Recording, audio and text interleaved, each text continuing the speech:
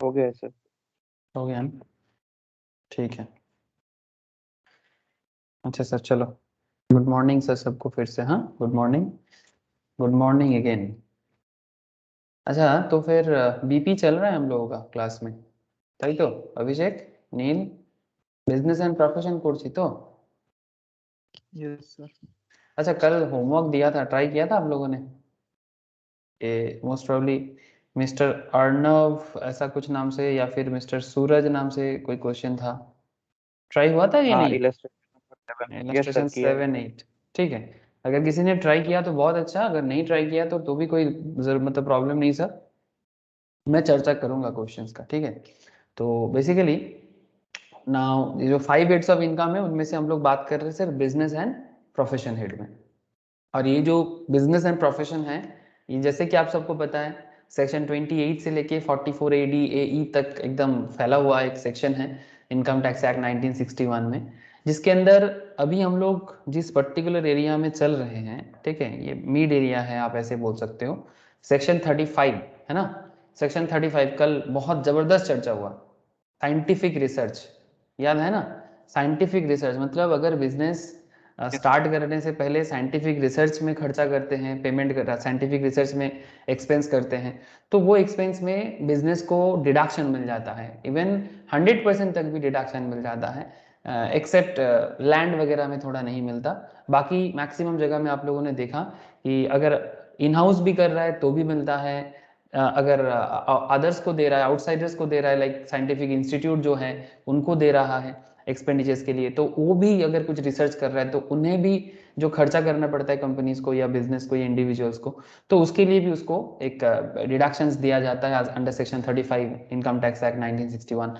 तो ये बहुत ही अच्छा मतलब स्कीम बता सकता हूँ मैं आपको इनकम टैक्स एक्ट का, कि बिजनेस करने के लिए गवर्नमेंट ने कम से कम इतना तो सोचा कि बिजनेस तभी होगा जब उसमें इनोवेशन होगा, है ना।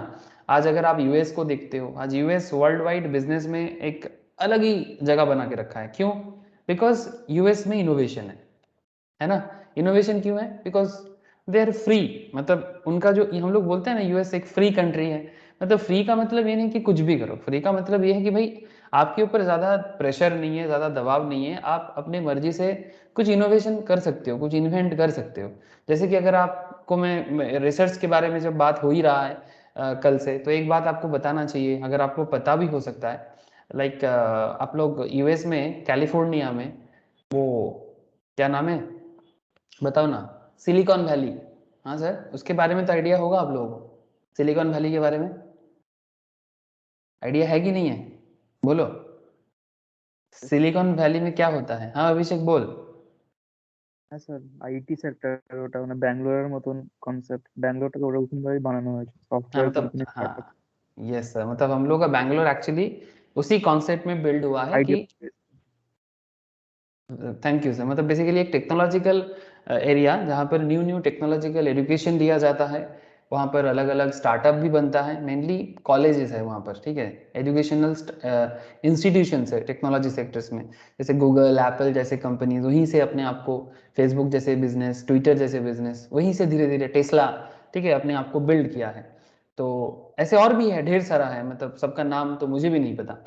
तो कहना बस इतना चाहता हूँ कि वहाँ पर एक ऐसे कल्चर वो लोग बना के रखा है रिसर्च पे, रिसर्च और इन्वेंशन में। वहाँ पर तो सर ऐसा है कि अगर आप एग्जाम में फेल हो जाते हो ना, तो अगला पूछते हैं कि भाई आप फेल क्यों हुए, मतलब आप पे ना ज़्यादा फोकस किया जाता है। मतलब हमारे यहाँ पर क्या है ना, पास होना नॉर्मल है, फेल हो जाना मतलब एक एबनॉर्मल है। मतलब फेल हो गया, हाँ मतलब खराब है, लेकिन वहाँ पर फेल होना अच्छा बात है। वहां पर अगर कोई फेल करता है किसी भी एग्जाम में या प्रोजेक्ट में, इसका मतलब उसका प्रोजेक्ट में कुछ खास बात है जो, जिसके कारण वो फेल हो गया, मतलब शायद इस बार नहीं होगा, उसको और मेहनत करना होगा, बिकॉज उसके प्रोजेक्ट में कुछ तो इन्वेंशन है। तो वहां पर फेलियरिटी को प्रमोट किया जाता है और हमारे यहाँ पर तो सर फेलियरिटी को खत्म करने के पीछे है कि भाई आप फेलियर नहीं हो सकते, है ना। मतलब फेलियर क्यों नहीं हो सकते? हाँ, लेकिन उसके लिए ऐसा मतलब, इसका मतलब ये नहीं कि आप कुछ नहीं कर रहे हो और फेल होते जा रहे हो वो नहीं सर, ठीक है, आप मेहनत कर रहे हो, कुछ करने का कोशिश कर रहे हो और फेल होते हो, इसको प्रमोट करते हैं क्या ले मतलब सिलिकॉन वैली। इसी के लिए तो न्यू न्यू स्टार्टअप बनता है, न्यू न्यू कंपनीज बिल्ड होते हैं, न्यू रिसर्च बनता है, तभी न्यू बिजनेस होते हैं। और वही बिजनेस जब वो लोग बाकी दुनिया भर में उसको मतलब आउटसोर्स करते हैं तो उन्हीं के बिजनेस का पैसा बनता है। ऐसे रिसेंटली ऐसे सुनने को आ रहा था कि टेस्ला, इंडिया में टेस्ला का जो न्यू एक नेटवर्क आया है ना सर, टेस्ला का जो सैटेलाइट इंटरनेट, खबर मिला आप लोगों को कि टेस्ला सैटेलाइट इंटरनेट बना रहे हैं, और वो सैटेलाइट एक घूमता रहेगा आसमान में, और जहां जहां वो घूमता रहेगा मतलब एक इतना अच्छा एक सैटेलाइट नेटवर्किंग कॉन्सेप्ट टेस्ला ने लाया कि जिस कोने में भी वो रहे, मतलब किसी भी कोने में वो उसका नेटवर्क पकड़ लेगा सर।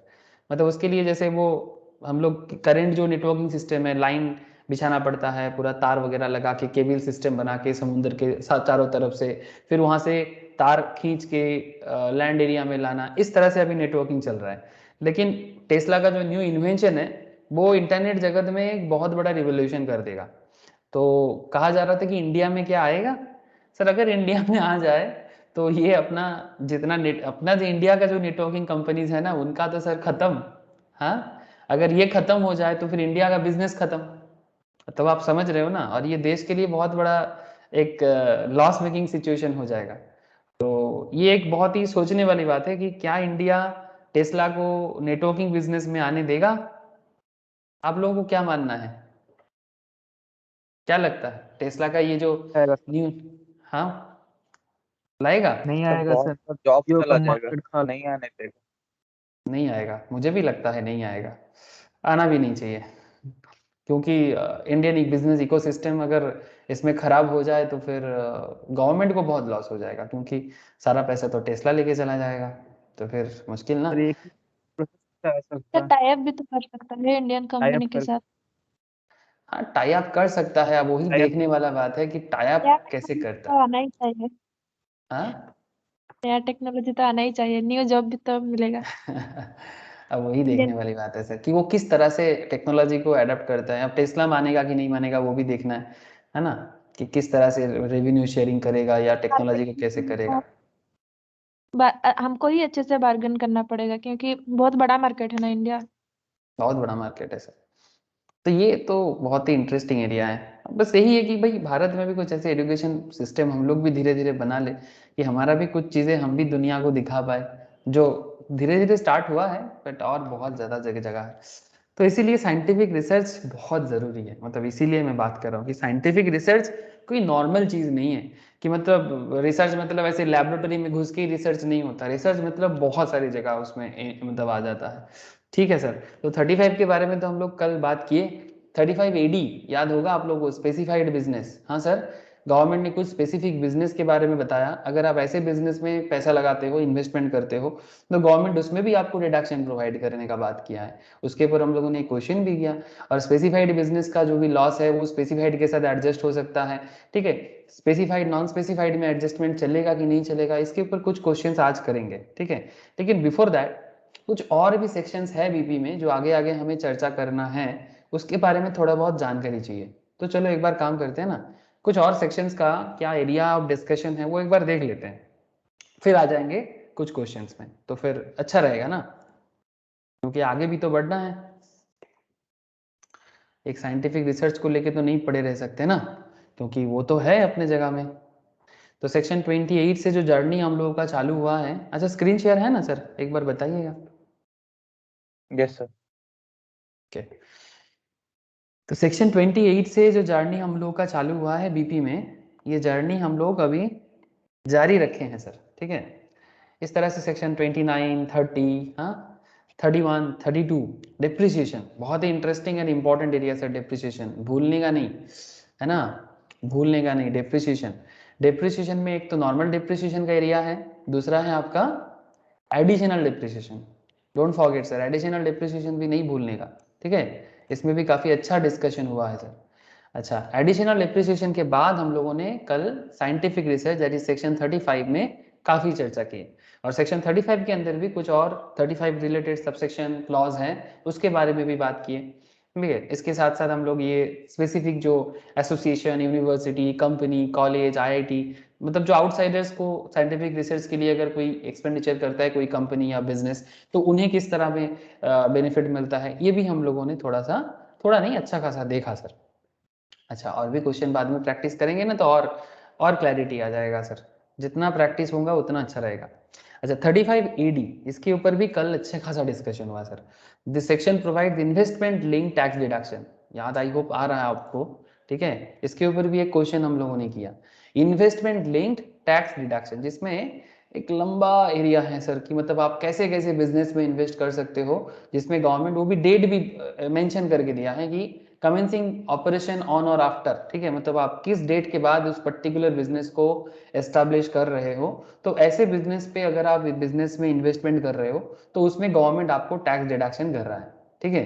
तो ये 35 AD का जो चर्चा है ना, ये भी बहुत वाइटल है for exam purpose as well as real life, okay, दोनों जगह में सर। और आप एक चीज हमेशा याद रखना सर, जो रियल लाइफ में जरूरी होता है ना, एग्जाम भी कोशिश करते हैं आपको वैसा ही सवाल पूछे। क्यों? क्योंकि रियल लाइफ में जिस चीजों का मतलब यूज ज्यादा है, एग्जाम वही कोशिश करता है, चाहे सीए हो, सीएस हो, सीएमए हो, वो हमेशा कोशिश करता है कि भाई ऐसे रिलेटेड पॉपुलर पॉइंट पे आपको क्वेश्चन किया जाए, ठीक है। अच्छा, इसमें लंबा लिस्ट था सर बिजनेस का, आप लोगों ने देखा था। मैं आज आपको इसी पॉइंट में कुछ और बातें मुझे करना है, लाइक 35 AD के अंदर आपको क्वांटम ऑफ डिडक्शंस के बारे में कुछ बात करेंगे सर, ठीक है। क्वांटम ऑफ डिडक्शंस इसके तो हो गया था, क्वांटम ऑफ डिडक्शन हो गया था। अच्छा, नॉन एलिजिबिलिटी में भी कर दिया था। हाँ, आज मैं बात करूंगा आपसे 35D के अंदर, ठीक है। ये 35D जो है सर, ये बेसिकली प्रिलिमिनरी एक्सपेंस पे बात करता है। और एक चीज में भी बात मैं करूंगा 35AD के अंदर, that is asset to be used only for specified business for 8 years। इसका एक कॉन्सेप्ट था ना जो आप लोगों को कल मैं बस रीड किया था, तो इसका भी एक चर्चा होना चाहिए, तो वो भी करेंगे।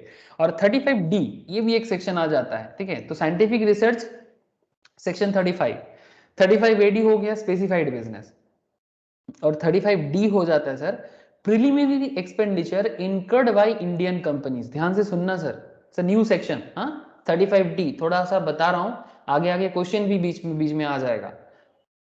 सेक्शन 35D जो है ये basically preliminary expenditure incurred by Indian companies and other resident non corporate SSC, मतलब जो कंपनी नहीं चलाते ऐसे एसएससी, ठीक है, कंपनी नहीं है बट नॉर्मल बिजनेसमैन है, ये कोई बिजनेस करने से पहले कोई प्रिलिमिनरी एक्सपेंसेस करता है ना, तो वो एक्सपेंस पे भी आपको डिडक्शन मिल सकता है। Shall be allowed as deduction over a period of 5 साल। मतलब आप जो भी प्रिलिमिनरी एक्सपेंसेस करते हो ना बिजनेस को स्टार्ट करने से पहले, वो एक्सपेंस पे भी गवर्नमेंट आपको टैक्स डिडक्शन दे सकता है, वो भी 5 साल का एक पीरियड देता है आपको कि भाई आप अपना एक्सपेंस को धीरे धीरे राइट ऑफ कर लो, ठीक है। Beginning with the previous year in which business commences, कब से कर सकते हो? जिस पर्टिकुलर ईयर में आप बिजनेस स्टार्ट करते हो उसी ईयर से आप धीरे धीरे राइट ऑफ करना चालू कर सकते हो, अगला 4 साल तक, मतलब जिस साल स्टार्ट करोगे और आगे का 4 साल, ओवरऑल 5 साल। और in which extension of the undertaking is completed और the new unit commence operation और प्रोडक्शन, ठीक है। तो जैसे कि अभी आपको मन में चल रहा होगा कि सर प्रिलिमिनरी एक्सपेंसेस क्या होता है।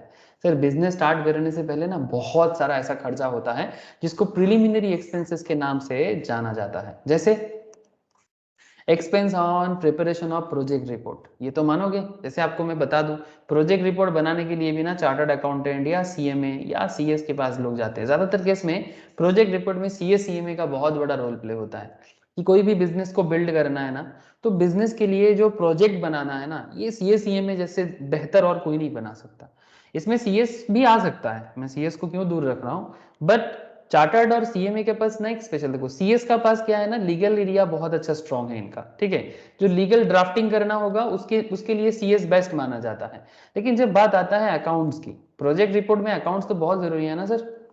अरे प्रोजेक्ट रिपोर्ट में अकाउंट्स एंड कॉस्ट, Yes, ये sir. दोनों बहुत जरूरी चीज है कि भाई आपका बिजनेस जो है उसका क्या फाइनेंशियल स्ट्रक्चर कैसा होगा, क्या क्या खर्चा करोगे आप बिजनेस में, प्रॉफिट कितना कर सकते हो आप, ठीक है। उसका एक पूरा बजटेड रिपोर्ट आपको सबमिट करना पड़ता है, क्योंकि प्रोजेक्ट रिपोर्ट के ऊपर बेस करके बैंक लोन प्रोवाइड करते हैं, यस और नो। प्रोजेक्ट रिपोर्ट के ऊपर बेस करके अगर आपको स्टॉक मार्केट में आना हो, कंपनी एस्टेब्लिश करना हो, आरओसी में रजिस्टर्ड करना हो, जो भी करना है आपको, ठीक है, project report is important. Without project report not possible.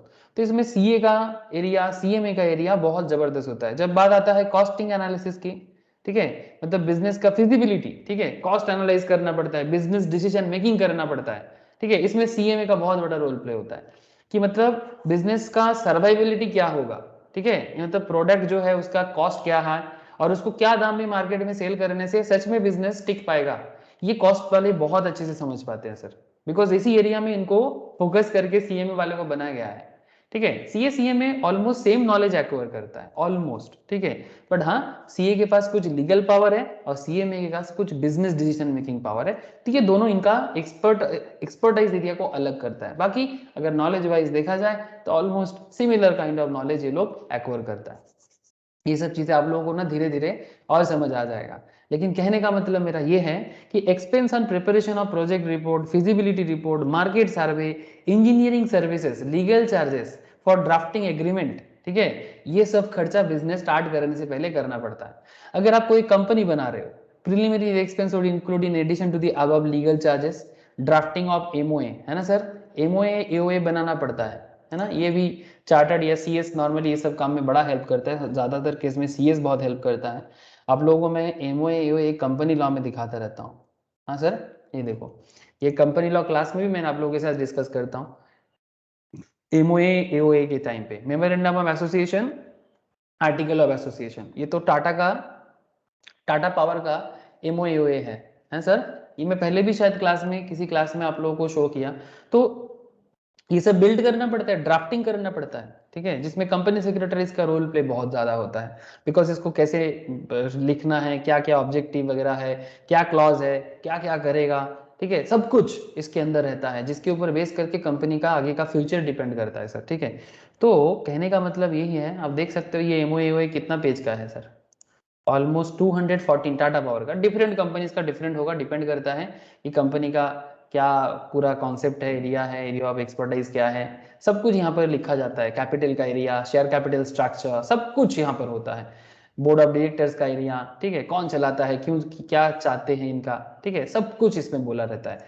अब कहने का मतलब और कुछ नहीं, ये एमओए एओए बिल्डअप करना भी बिजनेस का प्रिलिमिनरी एक्सपेंसेस की पार्ट है सर। ठीक है, तो legal charges include for drafting of MOA AOA, printing of MOA AOA, fee for registration of company, हाँ सर, कंपनी को रजिस्टर करना पड़ता है ना, तो उसके लिए भी जो खर्चा है आरओसी के पास, expenditure in connection with issue of shares और डिवेंचर्स, आप शेयर इशू करते हो तो उस पर भी आपको खर्चा आता है, शेयर इशू करने का खर्चा आता है नहीं, ये जो कंपनी मार्केट में आईपीओ लाता है, हाँ सर, वो भी कंपनी का एक इश्यू करता है, हाँ, प्रॉस्पेक्टस इशू करता है, फिर सबसे बड़ी जो खर्चा होता है ना वो होता है कमीशन देना पड़ता है, ठीक है, किसको, अंडरराइटर्स को, अंडरराइटर्स को, thank you sir, underwriter commission, underwriter कौन होता है sir, merchant bankers, merchant bankers. एक एग्जांपल के तौर पे कोई आईपीओ मिल जाए तो अच्छा रहता, आईपीओ किसका मिला किसका मिला किसका मिला, पेटीएम का ही देख लो ना सर,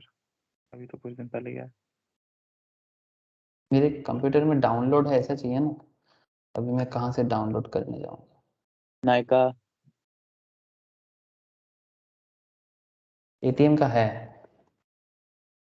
देख लो सर, ये पेटीएम का आईपीओ है, बहुत लोग अभी दुखी हैं पेटीएम का आईपीओ जिन्होंने लिया है, लेकिन दुखी होने का जरूरत नहीं है, पेटीएम बाउंस बैक करेगा, मैं आपको बोल रहा हूँ सीरियसली, मजाक नहीं कर रहा है, ये बाउंस बैक करेगा।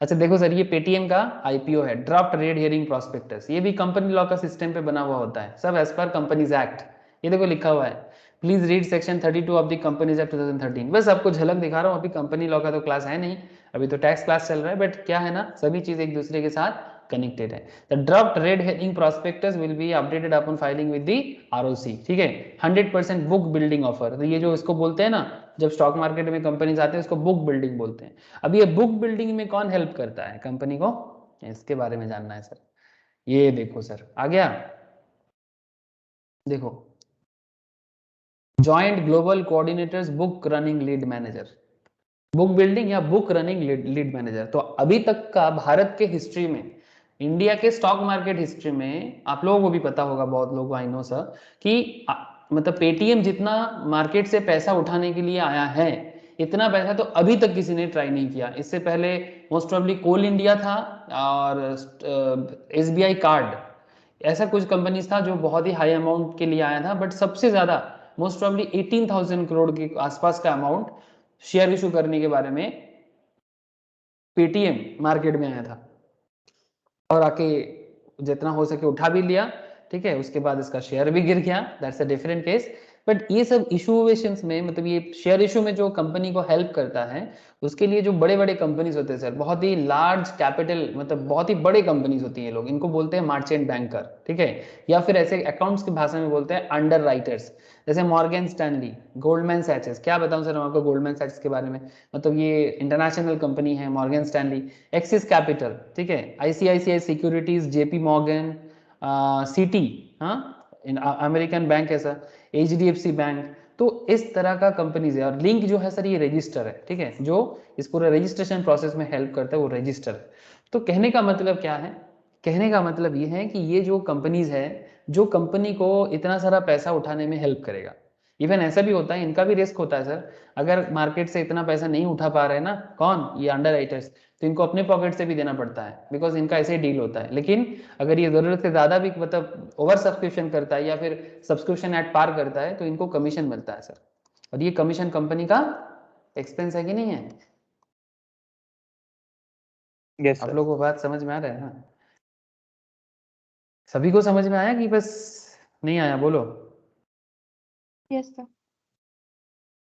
तो ऐसे बहुत ढेर सारे खर्चा चलता है कंपनी का, मजाक नहीं सर। इनकी सब company preliminary expense would include MOA का खर्चा, MOA fee, registration of company, expenditure in connection with issue of shares, debentures of company, underwriting commissions जिसके बारे में इतना देर से चर्चा कर रहा था, ब्रोकरेज, हाँ सर ब्रोकरेज भी देना पड़ता है, चार्जेस फॉर ड्राफ्टिंग, हाँ सीएस वाले लेते हैं, typing cost, printing cost, advertisement of the prospectus, हाँ इसके लिए भी तो खर्चा करना पड़ता है। ये जो प्रोस्पेक्टस का एडवर्टाइजमेंट, हाँ सर पेपर में छपता है ना, पेपर में प्रिंट करते हैं सर, बड़े बड़े पेपरों में, लाइक अगर फ्रंट पेज में आता है तो कितना खर्चा होता है जानते हो?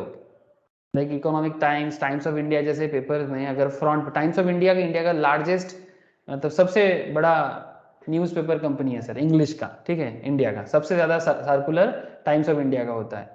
और कॉमर्शियल पेपर में अगर मैं बात करूँ बिजनेस न्यूज़ में इकोनॉमिक टाइम्स, तो ये इकोनॉमिक टाइम्स या बिजनेस स्टैंडर्ड जो भी वो फॉलो करे, या टाइम्स ऑफ इंडिया, ठीक है, ऐसे पेपर का फर्स्ट पेज का चार्जेस जो होता है ना, वो मोस्ट प्रोबेबली एक एक दिन का सर्कुलेशन का 3 लाख 3.5 लाख, डिपेंड करते हैं कौन से सिटी में दे रहा है, ऑलमोस्ट सारा सिटी में ही देता है, ठीक है, एक एक दिन का सर्कुलेशन का, जितना दिन सर्कुलेट करोगे उस हिसाब से, ज्यादा भी हो सकते, इससे कम तो नहीं होता, ठीक है, 5 लाख 6.5 लाख वो भी डिपेंड करता है।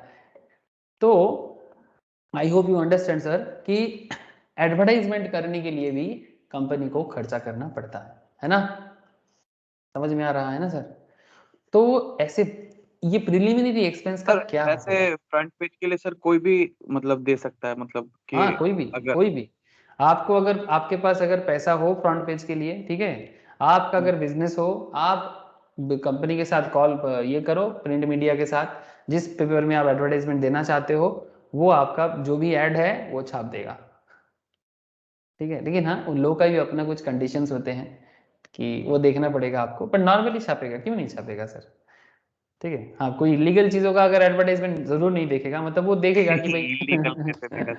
भाई क्यों नहीं छापेगा, सबका छापेगा सर, बिजनेस है उनका।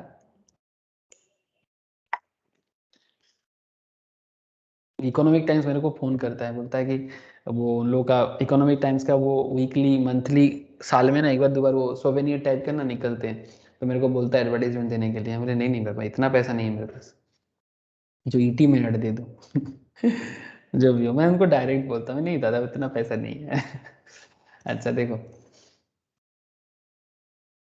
हंसता है, बस ऐसा कोई बोलता है क्या, मतलब वो लोग मन में सोच रहा है कि पैसा नहीं है, नहीं है, कौन बोलता है चिल्ला कि भाई मेरे पास नहीं है, नहीं मैं तो बोल देता हूँ है तो है, नहीं है तो नहीं है, उसमें क्या है, ये शो ऑफ करने वाला सिस्टम नहीं है। अच्छा देखो क्वालिफाइंग अमाउंट में maximum aggregate amount of the qualifying expense that can be amortised in 5% of the 5% of the cost of the, मैं आपको ये कैलकुलेशन दिखाऊंगा अभी। Maximum aggregate amount of the qualifying expense, मतलब जितना आपका एक्सपेंस क्वालिफाई करेगा वो अमोटाइज कर सकते हो आप। अब आपके मन में चल रहा है सर अमोटाइजेशन क्या है? Sir amortisation is like a depreciation. Depreciation. Yes sir, ये अकाउंट्स में आप लोगों को मैम के पास आप लोग जरूर सीखते होंगे, जब आप लोग गुडविल वगैरह ये सब सीखते हो तो उसमें अमोटाइज करते हैं सर कंपनी का जो भी इंटेंजिबल्स होते हैं ना, जैसे डिप्रिसिएशन किसका होता है, टेंजिबल्स का होता है, ठीक है। टेंजिबल एसेट ठीक में है। डिप्रिसिएशन होता है और इंटेंजिबल में एमोर्टाइजेशन होता है। Intangible in the sense like copyright, patent, इस तरह का जो भी एसेट्स होता है ना, इंटेंजिबल एसेट्स में एमोर्टाइज करना पड़ता है, गुडविल, ठीक है, जिसको धीरे धीरे कंपनी क्या करता है, एक्सपेंस करके उसको शो करके उसको अपने पीएल में डेबिट करते हैं, पीएल को हिट करते हैं और उसको धीरे धीरे प्रॉफिट के साथ एडजस्ट करते हैं। तो वैसा ही प्रिलिमिनरी एक्सपेंस को भी ना, ऐसे प्रिलिमिनरी एक्सपेंस को टेंजिबल इंटेंजिबल ऐसा तो नहीं बोल सकते, लेकिन प्रिलिमिनरी एक्सपेंस बिजनेस स्टार्ट करने का पहले का एक्सपेंस है, तो इसको भी एमोर्टाइजेशन के साथ ही काउंट किया जाता है। मतलब कहने का मतलब है कि बिजनेस स्टार्ट करने से पहले अगर आपने 5 करोड़ का खर्चा किया, ठीक है भाई 5 करोड़ तो एट ए टाइम आपको मैं माइनस करने नहीं दूंगा, तो इसके लिए एक 5 साल का ओवरऑल टाइम आपको प्रोवाइड करते हैं और आपका बिजनेस कमेंस जब से होता है उस ईयर से लेके अगला और 4 साल तक आपका मौका देगा, आप धीरे धीरे उसको पीएल में एमोर्टाइज करते जाओ और उसका भी एक क्वालिफाइंग अमाउंट आपको देके रखा है। क्या बोला sir? Maximum aggregate amount of the qualifying expense that can B amortised is 5% of the cost of the project, 5% of the cost of the project. अब ये प्रोजेक्ट कॉस्ट क्या है इसका भी थोड़ा सा आइडिया ले लो सर, डिटेल्स आइडिया भी दे दूंगा अभी, लेकिन थोड़ा आइडिया अभी ले लो कि project cost that is actual cost of fixed assets in the books of account on the last day of the previous year. मतलब आपके बिजनेस में जो फिक्स एसेट्स आप यूज करते हो बुक्स ऑफ अकाउंट्स में जिसका डेटा गिवन है, लाइक बैलेंस शीट में तो एसेट का डेटा मिलता है ना, तो last day of the previous year में आपका फिक्स एसेट्स का जो वैल्यूएशन हो रहा है, ठीक है, उसको एक्चुअल कॉस्ट बोला जाता है और उस एक्चुअल कॉस्ट का 5%। अगर ये जो बिजनेसेस है, एक सेकेंड ऋषभ सेलेक्ट, अच्छा आगे देखो सर, अगर ये बिजनेस किसी कंपनी का है, इंडियन कंपनी का, in case of an Indian company 5% of the cost of a project और at its option 5% of the capital employed by the company. ध्यान से देखना, 5% of the cost of project और at its option 5% of the capital employed by the company. Capital employed मतलब aggregate of issued of share capital, debentures, long term borrowing. मतलब business के लिए capital ही होता है सर, या तो उसके पास इक्विटी होगा, है ना, बिजनेस का कैपिटल क्या है, सिंपल होता है सर, लोन प्लस ओन, है ना, लोन प्लस ओन, ओन मतलब क्या, इक्विटी, लोन मतलब बोरोइंग्स। और एक तरह का भी होता है ना, जैसे कि डिवेंचर क्या हो गया, मतलब शेयर कैपिटल मतलब प्रेफरेंस इक्विटी को ले लेते हैं दोनों को, ठीक है, प्रेफरेंस प्लस इक्विटी दोनों ही क्या हो गया, कंपनी का शेयर, जिसको हम लोग ओन कैपिटल बोल सकते हैं। लोन में डिवेंचर्स को ला सकते हैं, लॉन्ग टर्म बोरोइंग वो भी लोन होता है सर, ठीक है। तो ये जो भी बिजनेस ने कैपिटल एम्प्लॉयड किया, कैपिटल एम्प्लॉयड मतलब क्लियर है ना सर, आपका लोन का पैसा, आपका शेयर होल्डर का पैसा, आपका लोन का पैसा और आपका शेयर होल्डर का पैसा, loan like debentures, loan like long term borrowing, ठीक है, शेयर कैपिटल मतलब प्रेफरेंस इक्विटी सब मिला लो, ठीक है। तो ये जो कैपिटल एम्प्लॉयड आप कर रहे हो और वो उसका जो डेटा आपके पास है that is last day on the previous year, उसका 5%। अब ये दोनों में से कुछ भी एक, ठीक है, व्हिच एवर इज हायर, ठीक है, इनमें से जो ज्यादा होगा आपको वो एक्सपेंसेस माइनस करने का, मतलब डिडक्शन लेने का मौका मिलेगा। बोलो सर, किससे कहानी कुछ समझ में आ रहा है आप लोगों को, बताइएगा। Yes sir. बोलो सर, सभी कोई बोलो थोड़ा मुझे, कुछ समझ में आ रहा है, चल क्या रहा है। हाँ सर, यहाँ पर जो मैंने अभी आपको बोला ना समरी नोट से, उसी का डिटेल्स भी ये नोट्स में दिया हुआ है, आपको मैं बाद में शेयर करूँगा, आप ज़रूर देखिए इसको, ठीक है। ये देखो यहाँ पर पूरा बोला हुआ है, ओवरऑल लिमिट्स के बारे में बोला हुआ है और इसका एक यहाँ पर ग्राफिकल प्रेजेंटेशंस करके भी दिया हुआ है। ये देखो क्या बोला, 5% of the cost of the project, ठीक है, in case of resident non corporate SSC, मतलब कोई कंपनी नहीं है ऐसा लोग, ठीक है। और अगर बात आता है कंपनी का, तो उसके बारे में भी देखे रखा, अमाउंट ऑफ डिडक्शन कितना होगा, 1/5 of the qualifying limit for each of the 5 successive year, ठीक है। मतलब अगर हर साल 5 साल का टाइम है तो 1/5 of the qualifying limit for each of the 5 successive years. मतलब अगर 2021-22 में अगर आप खर्चा दिखाना चाहते हो 2022-23 में, ठीक है, तो 2022-23 में आपका 1/5 खर्चा आप दोगे, ठीक है, जो भी आपका एक्सपेंसेस है जितना क्वालिफाइंग होगा 1/5 खर्चा दोगे। उसके बाद इस तरह से 23-24, 24-25 इस तरह से चलता जाएगा सर, ठीक है, अगला और 4 साल तक, टोटल 5 साल का टाइम आपको मिलेगा, ठीक है। और बात जब आता है सर कंपनी की, तो उसमें दो कॉन्सेप्ट आता है sir, 5% of the cost of the project और 5% ऑफ द कैपिटल एम्प्लॉयड, वो भी प्रीवियस ईयर में फाइनेंशियल रिपोर्ट के अंदर जो लेटेस्ट आपको मिलेगा उसका 5% काउंट होता है। क्लियर है? सभी को बोलो सर, सबको ही बोलो, क्लियर है कि नहीं? मतलब जो 5% जो काटेंगे वो थोड़ा थोड़ा अमाउंट में हर साल दिखा सकते हैं, एक साल में पूरा Yes. नहीं दिखा सकते। नहीं, एक साल में तो कभी नहीं पूरा दिखा सकते, आपको फिर थोड़ा भी थोड़ा ज्यादा करके, ठीक है, क्योंकि आप अगर पूरा खर्चा एक ही बार में दिखा दोगे तो फिर प्रॉफिट एंड लॉस अकाउंट में तो नेट प्रॉफिट ठन ठन गोपाल हो जाएगा ना, यस सर। है ना। तो ऐसे करने से तो फिर गवर्नमेंट तो क्या बोलेगा, हाँ बाबा जी का ठुल्लू, हाँ ऐसा हालत हो जाएगा गवर्नमेंट का, उसको टैक्स नहीं मिलेगा। तो इसलिए गवर्नमेंट आपको मतलब एट ए टाइम में इतना सारा खर्चा दिखाने का मौका नहीं देता है। आप उसको धीरे धीरे राइट ऑफ करो, और राइट ऑफ करने का भी मौका तो दे रहा है, लेकिन एट ए टाइम नहीं, आप धीरे धीरे राइट ऑफ कर सकते हो। और जो आपको मैं इतना देर से 35D के अंदर समझा रहा था प्रिलिमिनरी एक्सपेंस में, उसका जो भी जरूरी, जैसे कॉस्ट ऑफ द प्रोजेक्ट का थोड़ा डिटेल्स में बोला है कि sir cost of the project है क्या, आप यहाँ पर देख सकते हो। Expense incurred before the commencement of business, the actual cost of the fix assets, जिसमें लैंड, बिल्डिंग, लीज होल्ड, हाँ लीज होल्ड जानते हो ना, हम लोग जमीन वगैरह या बिल्डिंग वगैरह को लीज पे लेते हैं, वो भी मेरा एसेट माना जाता है। 10 साल 20 साल का लीज होता है। Lease is a type of rent, but थोड़ा लॉन्ग टर्म का रेंट होता है। जैसे लीज रेंटल कैसा होता है, लीज रेंटल कॉन्ट्रैक्ट होता है सर, आई होप बहुत लोगों को पता है। जैसे मानो कि आपको 20 ईयर्स के लिए लीज मिल जाता है कोई प्रॉपर्टी में, आप ओनर नहीं बन जाते, आप ओनर नहीं बन जाते हो, बट 20 साल का प्रॉपर्टी आपका, ठीक है। 20 साल के लिए से फॉर एग्जांपल आपने कभी 10 लाख जमा किया था उनको, और साथ में कुछ छोटा मोटा अमाउंट ऑफ रेंट आप पे करते जाते हो कि मंथली 5,000 ऐसा, ठीक है। 10 लाख का एट ए टाइम और 5,000 करके मंथली, तो ये लीज होल्ड तरह में ट्रीटमेंट होता है। कई बार रेंट कुछ नहीं देना पड़ता, बस एट ए टाइम 20 लाख दे दो, 50 लाख दे दो, जो भी है, ठीक है, वैल्यूएशन करके लीज का। ये सब फाइनेंस में सिखाया जाता है सर। फाइनेंशियल मैनेजमेंट होता है ना सर, फाइनेंशियल मैनेजमेंट जैसे सीए सीएमए वाले को भी करना पड़ता है, सीएस को भी करना पड़ता है। फाइनेंशियल मैनेजमेंट में एक बड़ा इंटरेस्टिंग कॉन्सेप्ट ये सब सिखाया जाता है कि क्या बिजनेस को लीज में लेना चाहिए कि खरीद लेना चाहिए।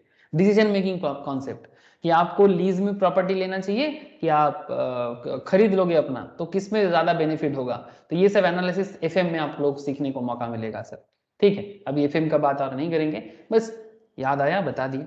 तो क्या क्या हो गया sir, actual cost of fix assets being land, building, lease hold, plant, machinery, furniture, fittings, railway sidings, including expenditure on the development of the land and buildings.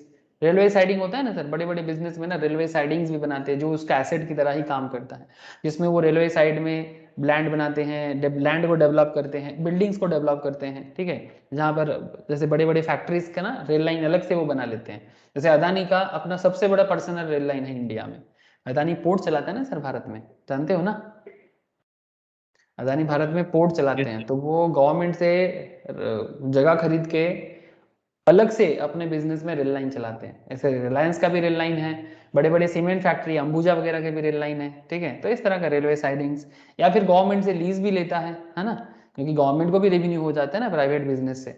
which are shown in the books of the SSC as on the last day of the previous year in which the business of the SSC commences। तो ये सब होता है cost of the project. और क्या बोल सकते हैं sir, expense incurred for extension of the business और setting up a raw unit, sorry setting up a new unit, ठीक है। मतलब अगर आप कोई न्यू यूनिट बनाते हो, the cost of the fix assets being land, building, lease hold, plant, machinery, furniture, fittings, railway sidings, इस तरह का, which are shown in the books of the SSC as on the last day of the previous year in which the extension of the undertaking is completed, or as the case may be, the new unit commences production or operation in so far as such assets have been acquired or developed in connection with the extension of the undertaking or the setting up of the new unit, ठीक है। तो अगर new unit के लिए कुछ expense आप खर्चा करते हो, वो भी आपका प्रिलिमिनरी एक्सपेंस के अंदर आता है, वो भी कॉस्ट ऑफ द प्रोजेक्ट के अंदर माना जाता है, ठीक है। तो ये सब आप लोगों को क्या है, बस आइडिया रखना पड़ेगा। फिर एज पर क्वेश्चन, जब भी क्वेश्चन पूछेगा ना, तो तब क्वेश्चन को पता करने के लिए आपको पता तो होना चाहिए कि सेक्शन 35D प्रिलिमिनरी एक्सपेंस के अंदर क्या क्या रखा है ना। जैसे कि आपको ये तो पता चल गया कि 5% of the cost of the project होता है अगर कंपनी का केस है तो, ठीक है। अगर नॉर्मल इंडिविजुअल की बात है तो फिर उसमें भी बोला है कि नॉर्मल इंडिविजुअल के लिए 5% of the cost of the project, company के लिए भी बोला 5% of the cost of the project. लेकिन कंपनी के लिए और एक एक्स्ट्रा चीज बोला कि अगर 5% ऑफ द कैपिटल एम्प्लॉयड, इन दोनों में से जो हायर होगा, इन दोनों में से जो हायर होगा, हायर, ठीक है, आप वो ले सकते हो।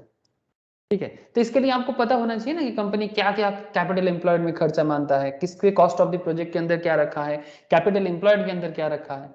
और अमाउंट ऑफ डिडक्शन को आप कैसे ले सकते हो, 1/5 of the qualifying limit for each of the 5 successive years. कब शुरू होता है, जिस साल आपका बिजनेस कॉमेंस होता है उससे लेके टोटल 5 साल, मतलब अगला और 4 साल, मतलब अगर 22-23 में बिजनेस स्टार्ट करते हो तो और आगे का 4 साल तक आप उसको ले सकते हो। मतलब ये 1 ईयर हो गया ना, इधर 1 और +4 ऐसे करके। क्लियर हो रहा है ना? Hello, yes sir. बोलो सर। मुझे सिर्फ शिवम का ही यस सर सुनाई दे रहा है, बाकी लोगों को नहीं समझ आ रहा है क्या? हाँ ना बता सकते हो सर, ना भी है तो भी बताओ, हाँ है तो भी बताओ, मैं फिर से कोशिश करूंगा। बोलो सर। आ रहे हैं sir. Okay sir. Capital employed in the business of the company, जो मैं आपको भी बोल रहा था कि कॉस्ट ऑफ द प्रोजेक्ट तो समझ में आ रहा है, लेकिन कैपिटल एम्प्लॉयड का क्या केस है, जिसमें आपको शेयर्स डिवेंचर का मैं अभी 2 मिनट पहले समझा रहा था। In case of new company the aggregate of the issued share capital debentures and long term borrowing as on the last day of the previous year in which the business of the company commences. मतलब ये business के जो financial report बनता है ना, वहां पता चल जाता है सर। ठीक है, चाहे बिजनेस फर्स्ट टाइम कॉमेंस कर रहा है, लेकिन उससे पहले भी बिजनेस का कुछ तो होगा। बिजनेस स्टार्ट करने के टाइम पे भी तो बिजनेस को कैपिटल लाना पड़ता है, बिजनेस को डिवेंचर भी हो सकता है। तो बिजनेस, ये भगवान फिर से क्या हो गया इसका, देखो इतना देर से कितना अच्छा चल रहा था, आज एक दूसरा पेन यूज कर रहा हूँ, लेकिन मेरे को धोखा देना इसका नियत में है। एक सेकेंड एक सेकेंड।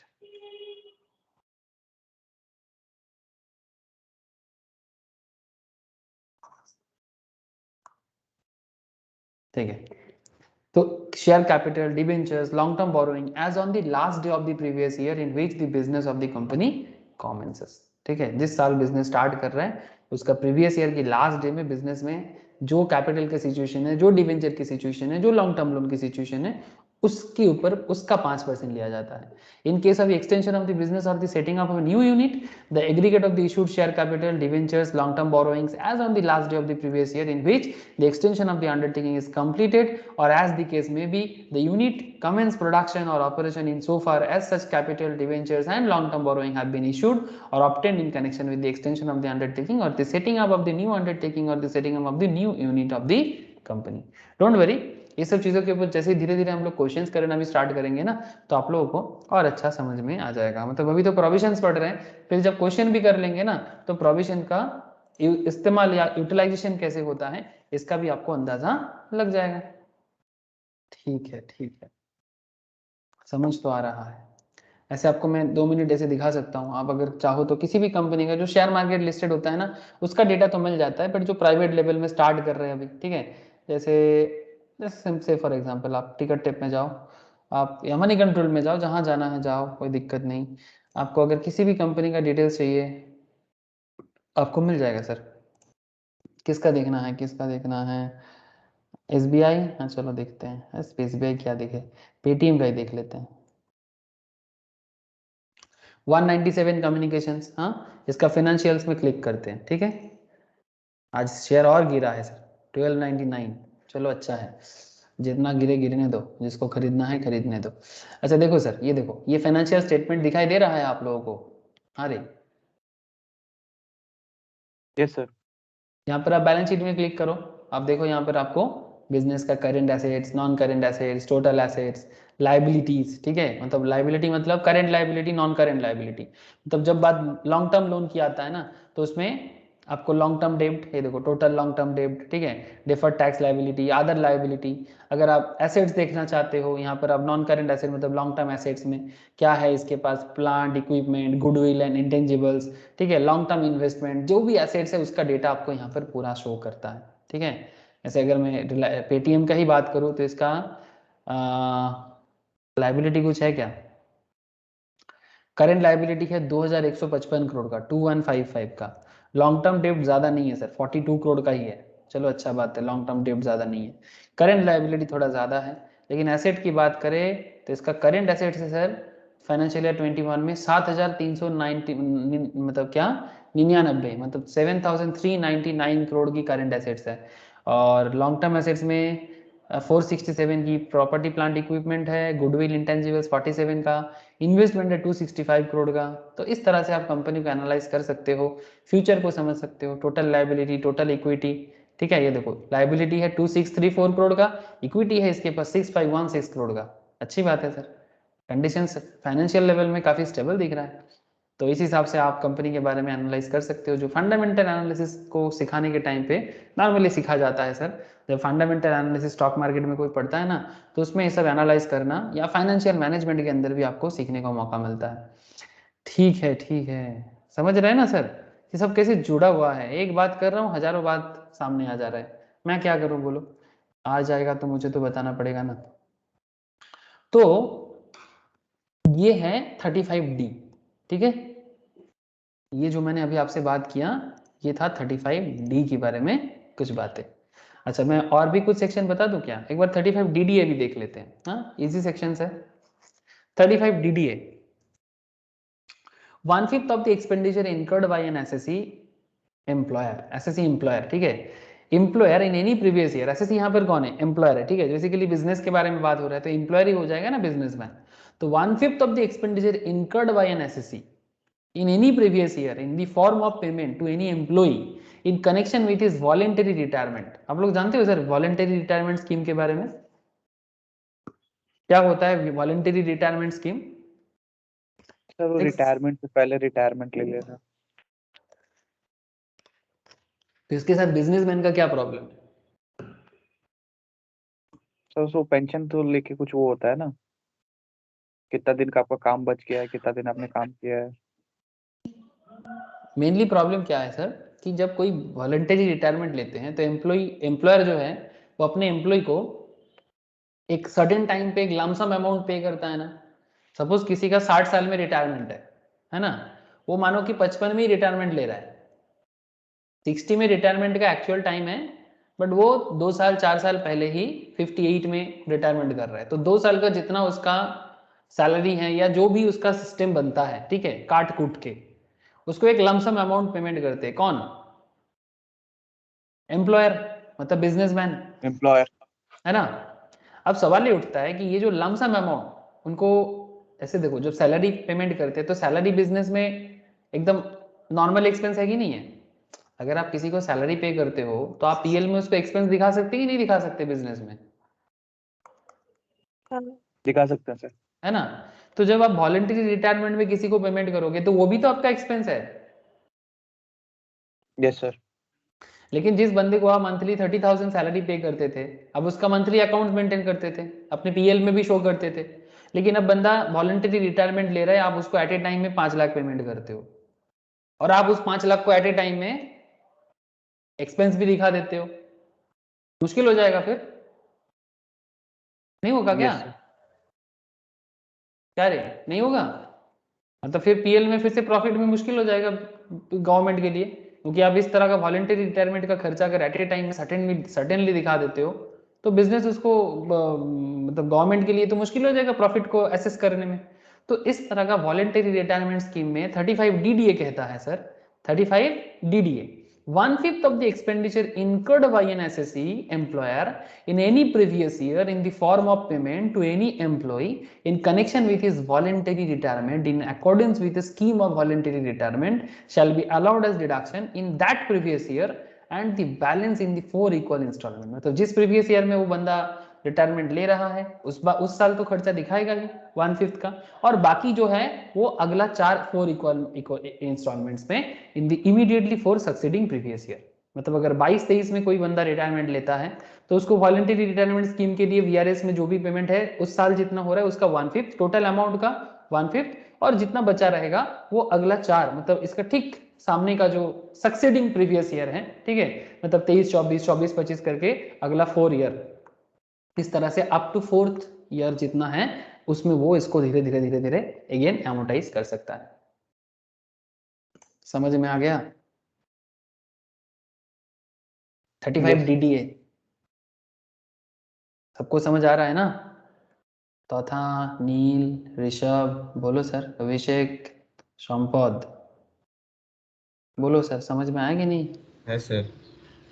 ओके, तो 35 DDA हो गया, ठीक है। अब एक सेक्शन है सर 36 सबसेक्शन 1 क्लॉज 3। कुछ सेक्शन ऐसा है, मैं थोड़ा बात करता हूँ फिर क्वेश्चन में जाता हूँ sir. Interest paid in respect of capital borrowed for the purpose of business और profession. Interest paid in respect of capital borrowed for the purposes of business और प्रोफेशन, ठीक है। मतलब आप इंटरेस्ट पे कर रहे हो, कुछ कैपिटल बोरो किए थे आपने, ठीक है। किसके लिए? बिजनेस के लिए। बिजनेस के लिए लोन लिया आपने, कैपिटल बोरो किया और उसके बदले आप इंटरेस्ट पे कर रहे हो। However, any interest paid for acquisition of an asset, whether capitalized in the books of accounts or not, चाहे आप उसको बिजनेस में भी कैपिटलाइज करो या ना करो, for any period beginning from the date on which the capital was borrowed for acquisition of the asset till the date on which such asset was first put to use shall not be allowed as deduction. ध्यान से सुनना। However, any interest paid for acquisition of an asset, whether capitalized in the books of accounts or not, for any period beginning from the date on which the capital was borrowed, जिस दिन से आप capital बोरो करते हो उस acquisition of asset के लिए, till the date on such asset was first put to use shall not be allowed as deduction, ठीक है। इसके ऊपर आगे क्वेश्चन सॉल्व करेंगे सर, ठीक है। तो इसको कैसे ट्रीट करना है ये बताऊंगा मैं आपको। इसके अलावा सेक्शन 36 के अंदर और भी 2-3 हैं, कुछ बताते हैं। सेक्शन 36 के अंदर 36 सबसेक्शन 1 क्लॉज 4 आपको क्या बताता है sir? Any sum paid by the SSC as an employer by way of contribution towards a recognised provident fund और अप्रूव्ड सुपरएनुएशन फंड, इसमें भी डिडक्शन मिलता है, लेकिन उसका भी एक एरिया है, क्वेश्चन में बताएंगे। 36 सबसेक्शन 1 क्लॉज 4A, ठीक है, clause 4A, any sum paid by the SSE as an employer by way of contribution towards a pension scheme, very important sir, referred to in section 80 CCD, ये 80 CCD के अंदर भी बोला गया है, to the extent of 10% of salary. कितना? जितना salary है बंदे का, मतलब आपकी कंपनी में जो काम कर रहे हैं उसका जो सैलरी है बेसिक्स एंड डीए को मिला के 10% of salary of any employ, salary include dearness allowance, ठीक है। जो लोग सैलरी पढ़ चुके हो दे नो कि डियरनेस अलाउंस क्या होता है, ऐसे आई नो आप लोगों में से सभी कोई पढ़े हो, कभी ना कभी तो पढ़े हो मेरे पास, या फिर पहले भी थोड़ा बहुत पढ़ के रखे हो। डोंट वरी, सैलरी बाद में फिर से कराऊंगा तो फिर से सैलरी समझ आ जाएगा। तो salary includes DA if the terms of employment so provide correspondingly section 40A subsection 9 disallows the sum paid in excess of 10% of the salary of any employee। मतलब यहाँ पर बात ये कहना चाहता है कि आप अपने एम्प्लॉय को पेंशन स्कीम के लिए कुछ कंट्रीब्यूशन करते हो। एक एम्प्लॉयर अपने एम्प्लॉय के पेंशन स्कीम के लिए कुछ कंट्रीब्यूशन करते हैं जो सेक्शन 80 CCD के तहत होता है, वो भी to the extent of 10% of salary of any employ, ठीक है। सैलरी के अंदर डियरनेस अलाउंस को भी इंक्लूड किया जाता है if the terms of employment so provide. अगर टर्म्स ऑफ एम्प्लॉयमेंट बोलते हैं कि डीए इंक्लूड सैलरी तो उसको माना जाएगा। तो इसके साथ बोलते हैं sir section 40A subsection 9 of BP क्या कहता है? Disallows the sum paid in excess of 10% of salary of any employee. मतलब अगर आप 10% से ज्यादा कुछ भी अमाउंट आप किसी को पेंशन स्कीम में पेमेंट करते हो एज एन एम्प्लॉयर, तो वो एक्सेस अमाउंट आपका डिसअलाउड हो जाएगा सर, आप उसको डिडक्शन में नहीं दिखा सकते। इसके लिए भी सर एग्जाम्पल बनता है सर, मैं कराऊंगा सर आगे आगे, ठीक है। तो जितना एग्जाम्पल सॉल्व करेंगे उतना हर एक सेक्शन समझ में आएगा। ऐसे एक एक सेक्शन के लिए एग्जाम्पल शायद मुश्किल हो जाए, बट मैं कोशिश करूंगा सर आपको हर एक सेक्शन के लिए कम से कम कुछ ना कुछ प्रैक्टिकल आइडिया क्वेश्चन करके बताने का। तो एक काम करते हैं ना सर, सेक्शन तो अभी बहुत सारा है, आगे आगे चर्चा इसका जारी रहेगा, लेकिन कुछ क्वेश्चन अभी एक बार करके देखते हैं, क्या बोलते हो सर? कुछ क्वेश्चन करना बनता है सर, सेक्शन अभी बहुत सारा चर्चा करना है आपसे, तो सेक्शन बताना तो जरूरी हो जाता है, आई नो। अच्छा, तो सेक्शन बताएंगे आप लोगों को उसमें क्या है, लेकिन इससे पहले कुछ क्वेश्चन करने के लिए सोचते हैं। तो चलो, कल जो क्वेश्चन मैंने आप लोगों को दिया था क्या उसका करना चाहिए ना? एक बार चेक कर दो। वो वाला एक बार देखते हैं, उसके बाद आगे बढ़ते हैं सर। जिन लोगों ने किया ठीक है, जिन्होंने नहीं किया देख लो सर, मैं सॉल्व करूंगा अभी आप लोगों के साथ ही चलूंगा सर। शिवम ने किया, और किसी ने ट्राई किया सर?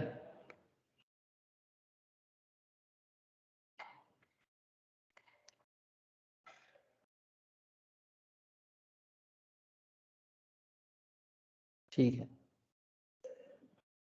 चलो ठीक है, ये वाला था ना रे, मिस्टर सूरज। Yes sir. सूरज डूबा है यारो, ठीक है। देखो अभी सूरज डूबा नहीं है, सूरज तो अभी भी आसमान में दिख रहा है, लेकिन हमारे क्वेश्चन में सूरज का क्या हाल है वो थोड़ा देखना पड़ेगा।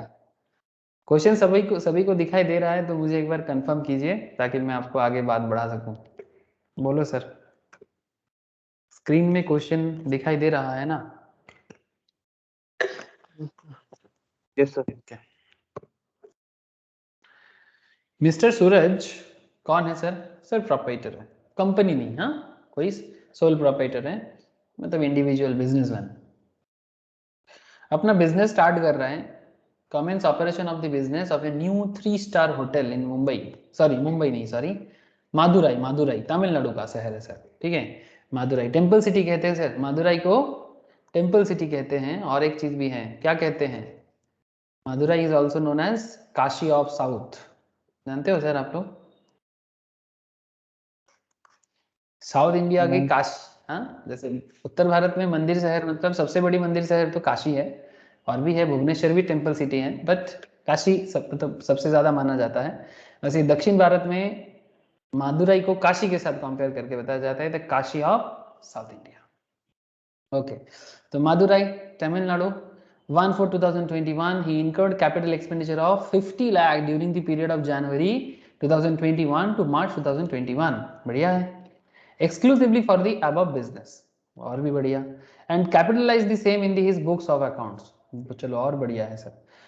as on 1st April 2021, ठीक है, कैपिटलाइज कर दिया। Further during the previous year 21-22 he incurred capital expenditure of rupees 2 crore, he incurred capital expenditure of rupees 2 crore, out of which, जिसमें से 2 करोड़ में से 1.5 करोड़, ठीक है, was for acquisition of land। 2 crore में से 1.5 करोड़ तो लैंड एक्विजिशन में चला गया, exclusively for the above business.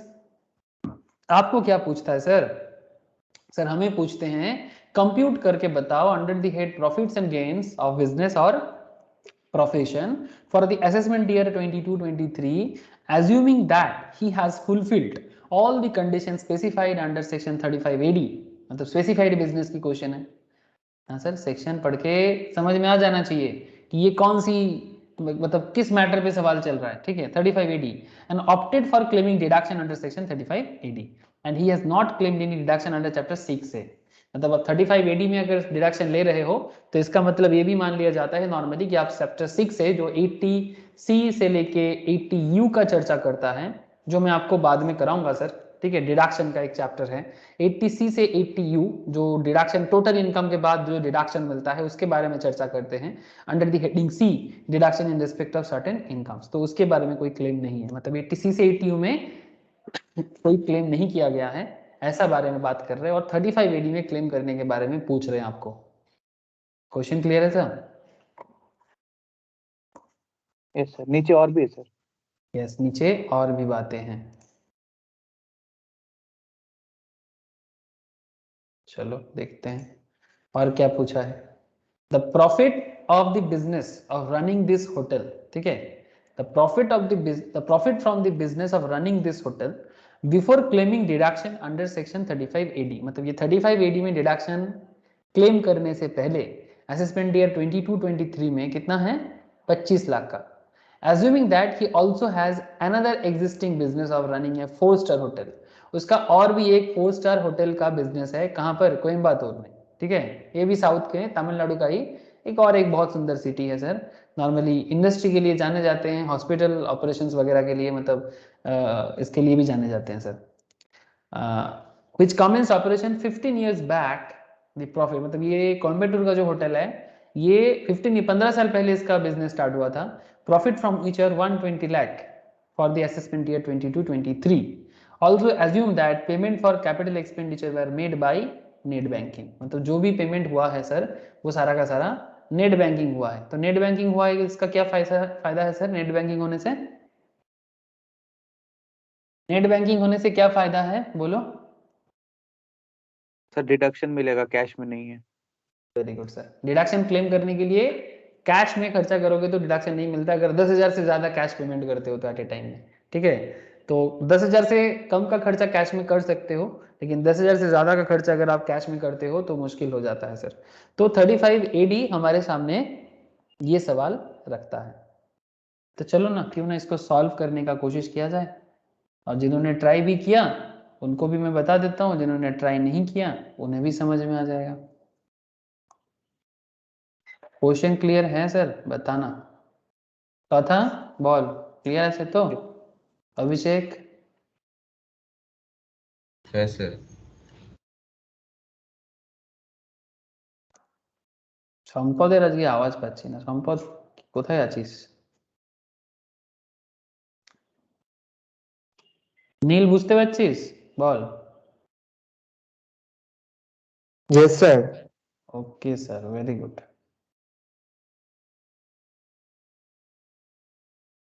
तो चलो सर इलस्ट्रेशन 7 का सॉल्यूशन ढूंढते हैं क्या होगा।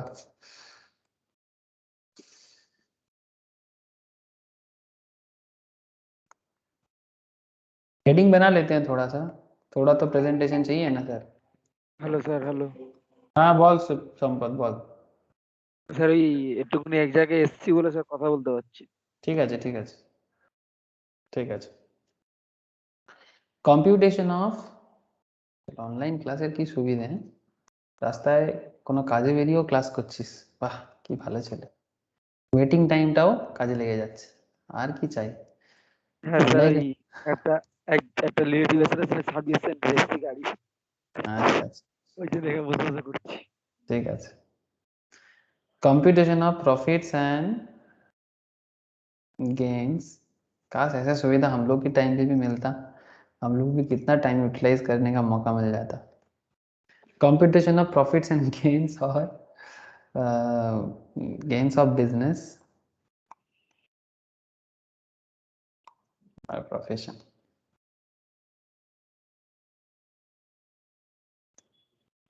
और असेसमेंट ईयर, हम लोग के टाइम में नेट तो चल रहा था सर, लेकिन नेट का ऐसा स्पीड होता था कॉलेज डेज में, मतलब क्या बताऊं, बफरिंग करते करते दिमाग खराब कर देता।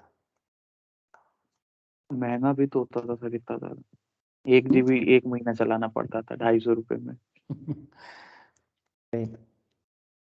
असेसमेंट ईयर 22-23, चलो ठीक है। सीरियसली आजकल मतलब एक चीज़ मुझे नहीं पता कि ये ऑनलाइन ऑफलाइन में, सीरियसली आई डोंट नो। बच्चे लोगों के लिए तो मैं अभी भी चिंता में हूँ, जो छोटा बच्चे लोग हैं उनका पढ़ाई का क्या होगा, बट अगर कोई प्रोफेशनल पढ़ाई कर रहा है तो इनके लिए तो ऑनलाइन ऑफलाइन में मतलब सोचना ही नहीं चाहिए। मतलब इन्हें तो वही करना चाहिए जो समय के साथ है। हाँ, जो छोटा बच्चा लोग है उनके लिए ऑब्वियसली ऑफलाइन ही उनका सब्स्टिट्यूट हो सकता है, बट अभी कुछ कर नहीं सकते क्योंकि ज़िंदगी से बड़ा तो ऑफलाइन ऑनलाइन नहीं है ना। फिर भी कुछ लोग फ़ोन करके पूछते रहते हैं ऑफलाइन कब करेंगे। एक कोई कोई स्टूडेंट है, कम से कम मेरे को कॉल करके रखा है, ऐसे 10-20 और भी ज़्यादा होगा शायद। हाँ, ऑफलाइन जब होगा सर तभी पढ़ेंगे। वो लोग कुछ कभी भी पढ़े, मुझे उससे कोई लेना देना नहीं है, बट मैं एक चीज़ अभी भी देख रहा हूँ सर, मतलब शायद 2020 में बात किया था, फिर से फ़ोन करके पूछ रहे हैं। कोई बोल रहे हैं सर इंटर का क्लास कब स्टार्ट होगा, एग्जीक्यूटिव का क्लास कब स्टार्ट होगा।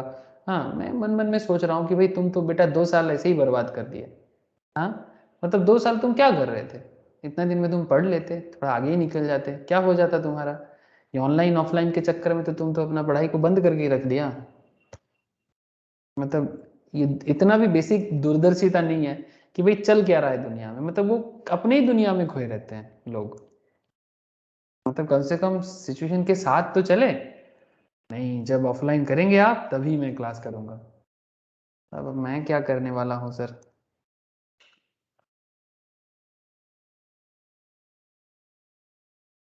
नहीं सर, ऐसे बहुत सारे लोग हैं, पेरेंट्स भी हैं।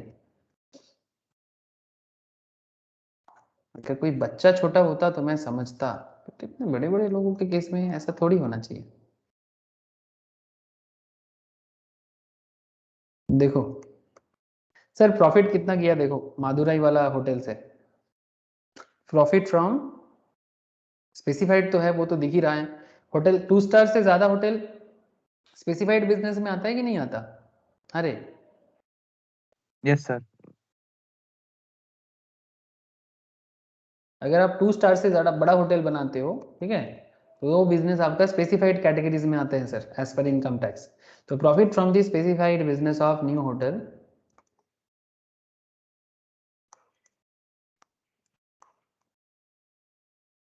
कहाँ पर, वो भी मादुराई में।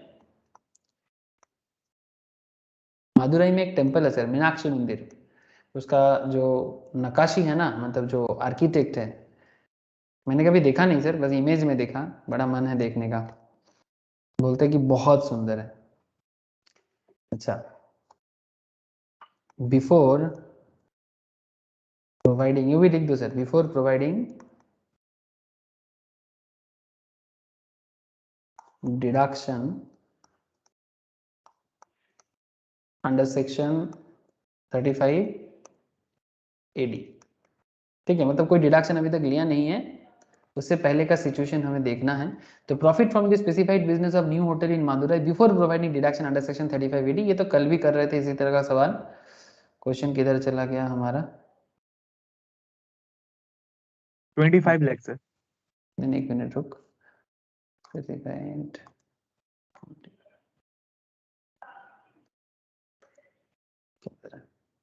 हाँ 25 लाख का, बहुत सारा ओपन हो गया, बंद करो सर।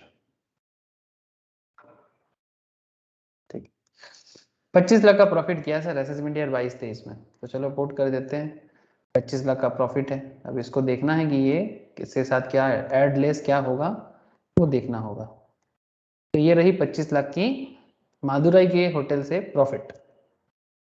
लेकिन क्या हमें यहाँ से डिडक्शन मिलेगा? अरे क्या हमें यस यहाँ से सर। डिडक्शन मिलेगा? कितना डिडक्शन मिलेगा? सर 2 डिडक्शन मिलेगा 100 लाख का, मतलब 1 करोड़ का, 50 लाख का। तो एक जो कैपिटल एक्सपेंडिचर किया था और एक जो 2 करोड़ का एक्सपेंडिचर किया था, जिसमें से 1.5 करोड़ का लैंड खरीदा, बाकी एक्सपेंडिचर लेस होगा। अरे वाह, बढ़िया है सर, बढ़िया बता रहे हो, मुझे लग रहा है सही बता रहे हो। अच्छा देखो sir, deduction under section 35 AD में क्या डिडक्शन होगा इसका? इसका डिडक्शन का क्या चक्कर है, देखते हैं सर इसका क्या खेल है। अच्छा इधर देखो सर, इधर देखो, इसमें जो एक्सपेंडिचर किया, ही इनकर्ड एक्सपेंडिचर ड्यूरिंग 21-22 में उन्होंने 2 खर्चा किया। एक बार इधर देखो, एक खर्चा तो इधर किया 50 लाख का, कहाँ चला गया? Incurred capital expenditure of 50 lakh during the period of January 21 to March 21, इधर एक खर्चा है, ठीक है, 21-22 का।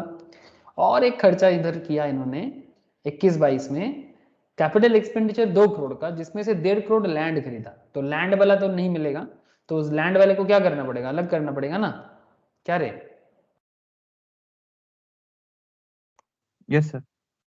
Capital expenditure incurred during 21-22, bracket में लिख दो sir, excluding the expenditure incurred on acquisition of land, acquisition of land, जमीन के लिए कितना उन्होंने किया। तो सवाल क्या है सर? मैटर ये आता है कि हमारा टोटल था, मैं लाख से दिखाता हूँ बिकॉज सब लैक्स में है, तो 200 लाख का था ना, 2 करोड़, 200 लाख में से 150 लाख यस आपने सर। जमीन में दे दिया, ठीक है, मैं लाख में दिखा सकता हूँ, 2 करोड़ 200 लाख एक ही है। तो अल्टीमेटली मेरा आ जाता है सर 50 लाख का, है ना। तो मैं यहाँ से 50 लाख शो कर सकता हूँ, नो इशू, ठीक है। अच्छा, और एक जो एरिया है दैट इज, वो भी देख लेते हैं, capital expense incurred prior to, मतलब बिजनेस स्टार्ट करने से पहले, prior to 1/4/2021, that is prior to commencement of business, prior to, sorry,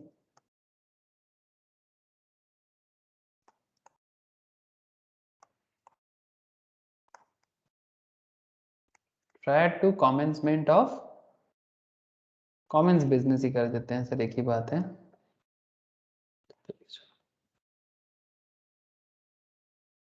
मतलब बिजनेस स्टार्ट करने से पहले, और वो भी उसको कैपिटलाइज किया एंड कैपिटलाइज कर दिया उसको अकाउंट्स में, and capitalised in the books of account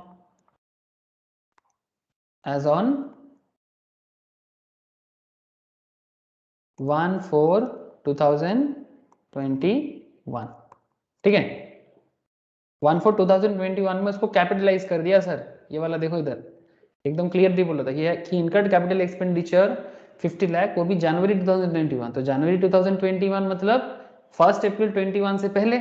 तो 1 अप्रैल 21 तो मेरा बिजनेस कमेंसमेंट ईयर है, जनवरी से मार्च के बीच में किया है। तो एक चीज तो पूरा क्लियर हो रहा है कि मेरा बिजनेस स्टार्ट हो रहा है सर 1 अप्रैल 2021 को, और अगर जनवरी 21 से लेके मार्च 21 के बीच में कर रहा है मतलब ये प्रायर टू 1 अप्रैल 2021 है ना। ये तो पूरा क्लियर कट है। Exclusive for the above business and capitalise the same in his books of accounts on 1 April 2021 को। तो उसको बिजनेस में कैपिटल एक्सपेंडिचर करके कैपिटलाइज किया, जो भी प्रायर मतलब बेसिकली प्रीलिमिनरी एक्सपेंस की तरह ही था। तो ये जो खर्चा है ये खर्चा भी हम माइनस कर सकते हैं, जो हमारे एज पर प्रोविजंस में 35 एडी में भी, सॉरी 35 के अंदर, हाँ 35 एडी के अंदर चुपचाप बोला हुआ है। तो ये 50 लाख हो गया। तो यहाँ का 50 लाख, यहाँ का 50 लाख, दोनों मिल गया ना सर। तो दोनों 50 लाख ऐड करके मेरा कितना हो जाएगा,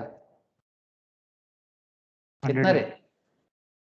दोनों 50 लाख ऐड करके मेरा हो जाता है सर 100 लाख। ये 100 लाख क्या है? What is this 100 lakh for me? Total deduction under section 35 AD. Thank you sir. ये 100 लाख मेरा टोटल डिडक्शन है। तो आपको क्या लिखना चाहिए?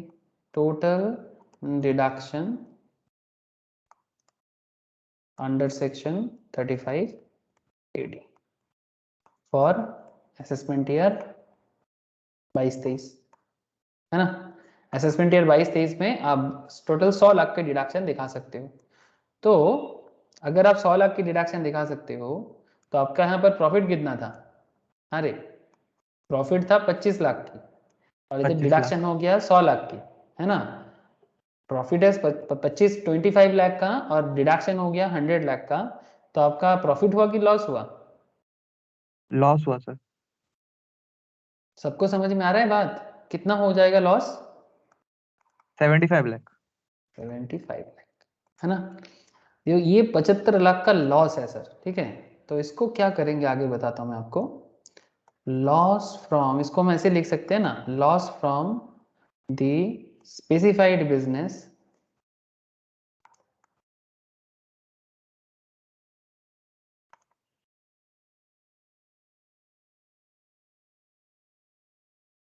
loss from the specified business of running hotel in Madurai. Madurai ना, न्यू होटल होगा। Sorry, specified business of new hotel. हाँ, ये मादुराई वाला जो होटल है हमारा वो न्यू है ना। तो loss from specified business of new hotel. Sir यहाँ से समझ में नहीं आया। अब यहाँ तक तो मेरा आ गया। अब जो 120 लाख जो उसका रनिंग होटल जो 15 साल से चल रहा है उसका प्रॉफिट दे रहा है, क्या उसके प्रॉफिट के साथ इसका लॉस को राइट ऑफ कर सकते हैं? हाँ सर, एडजस्ट कर सकते हैं ना, बिकॉज वो भी स्पेसिफाइड कैटेगरी में आता है। मैं आपको वही आगे बताने वाला हूँ, यहीं पर आप लोग ध्यान से थोड़ा देखो, ठीक है। Loss from specified business of new hotel in Madurai 75 lakh. यहाँ तक सबको क्लियर है? ये मुझे एक बार बताइएगा। Yes sir. मादुराई होटल से जो इनका सिचुएशन क्रिएट हुआ है ना, और उसमें जो डिडक्शन इनको मिला 35 एडी में, 35 एडी में डिडक्शन क्यों मिला? बिकॉज वो स्पेसिफाइड बिजनेस चलाते हैं इसीलिए। तो 35 एडी में स्पेसिफाइड बिजनेस के कारण उसका जो भी प्रिलिमिनरी एक्सपेंस या फिर कैपिटल एक्सपेंडिचर, उसके लिए जितना उसको एक्सपेंडिचर में अब वो डिडक्शन दिखा सकता था वो उसने यहाँ पर दिखाया, और दिखाने के बाद देखा गया कि उसका 100 लाख का डिडक्शन हो रहा है। तो 25 लाख का प्रॉफिट, 100 लाख की डिडक्शन, तो हो गया उसका 75 लाख की लॉस। तो बिजनेस के लिए तो बहुत ही अच्छी बात है सर, प्रॉफिट नहीं होगा तो ज़्यादा टैक्स देने का भी जरूरत नहीं पड़ेगा। लेकिन अभी सवाल ये उठता है कि सर इसका बिजनेस में और एक पार्ट है, ठीक है, जिसमें यहाँ पर इसका पुराना एक बिजनेस है, वो भी होटल बिजनेस है, जो इन्होंने 15 ईयर्स बैक स्टार्ट किया था। कहाँ चला गया न्यूज? हाँ, एज्यूम दैट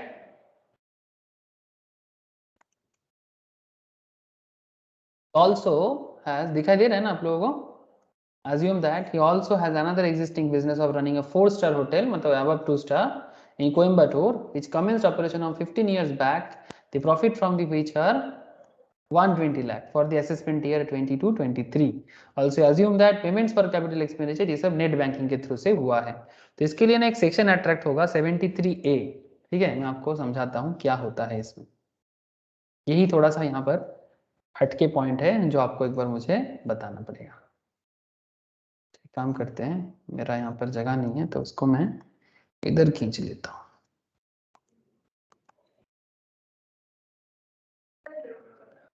अच्छा, तो अभी क्या करना है सर, जो लॉस हमारा था उसको मैं इधर एक बार फिर से लिख लेता हूँ. Loss from new Madurai hotel, that is 75 lakh की.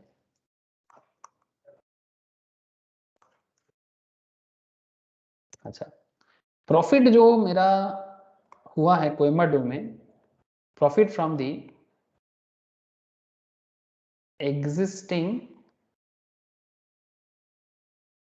business of running a hotel in Coimbatore, जिसका प्रॉफिट ऑलरेडी मुझे गिवन है, बोल के रखा है 120 लाख का. ओके, 22-23 में तो 120 लाख का प्रॉफिट इन्होंने किया एग्जिस्टिंग बिजनेस में और 75 लाख का लॉस किया मादुराई बिजनेस पे. ठीक है, नाउ पॉइंट इज दैट ये 120 के साथ ये 75 लाख एडजस्ट करके इसका हो जाता है कितना, 45 लाख. अरे 45 लाख होता है कि नहीं होता? Yes sir. नाउ ये 45 को क्या बोलेंगे, इसको बोलेंगे sir net profit from business. तो ठीक है सर, देखो net profit after set of हो गया ना, after set of loss of specified business की लॉस को आपने क्या कर दिया, सेट ऑफ कर दिया. स्पेसिफाइड बिजनेस अगेंस्ट इसके साथ, against profit of another specified business under section 73A. ये 73A इनकम टैक्स एक्ट के अंदर बोला गया है सर, 73A के अंदर कि अगर एक स्पेसिफाइड बिजनेस में लॉस है तो दूसरे स्पेसिफाइड बिजनेस में प्रॉफिट है, तो आप उन दोनों का प्रॉफिट लॉस को एडजस्ट करके अपना प्रॉफिट को कम कर सकते हो. बस इतना सा बोला हुआ है और कुछ नहीं. बोलो सर सर. जैसे इसका होटल 15 साल पुराना था, उसमें कोई टाइम लिमिट नहीं है, मतलब वो उससे ज्यादा पुराना भी होगा तो हम स्पेस वो क्या कहते हैं सेटअप कर सकते थे. यहीं पर एक खेल है सर, एक बार देख देते हैं सर. ये होटल बिजनेस का क्या बोला था, क्या टाइम लिमिट बोला था, कुछ टाइम लिमिट बोला था आप लोगों को लास्ट दिन में जब पढ़ा था होटल बिजनेस के केस में? सर नीचे और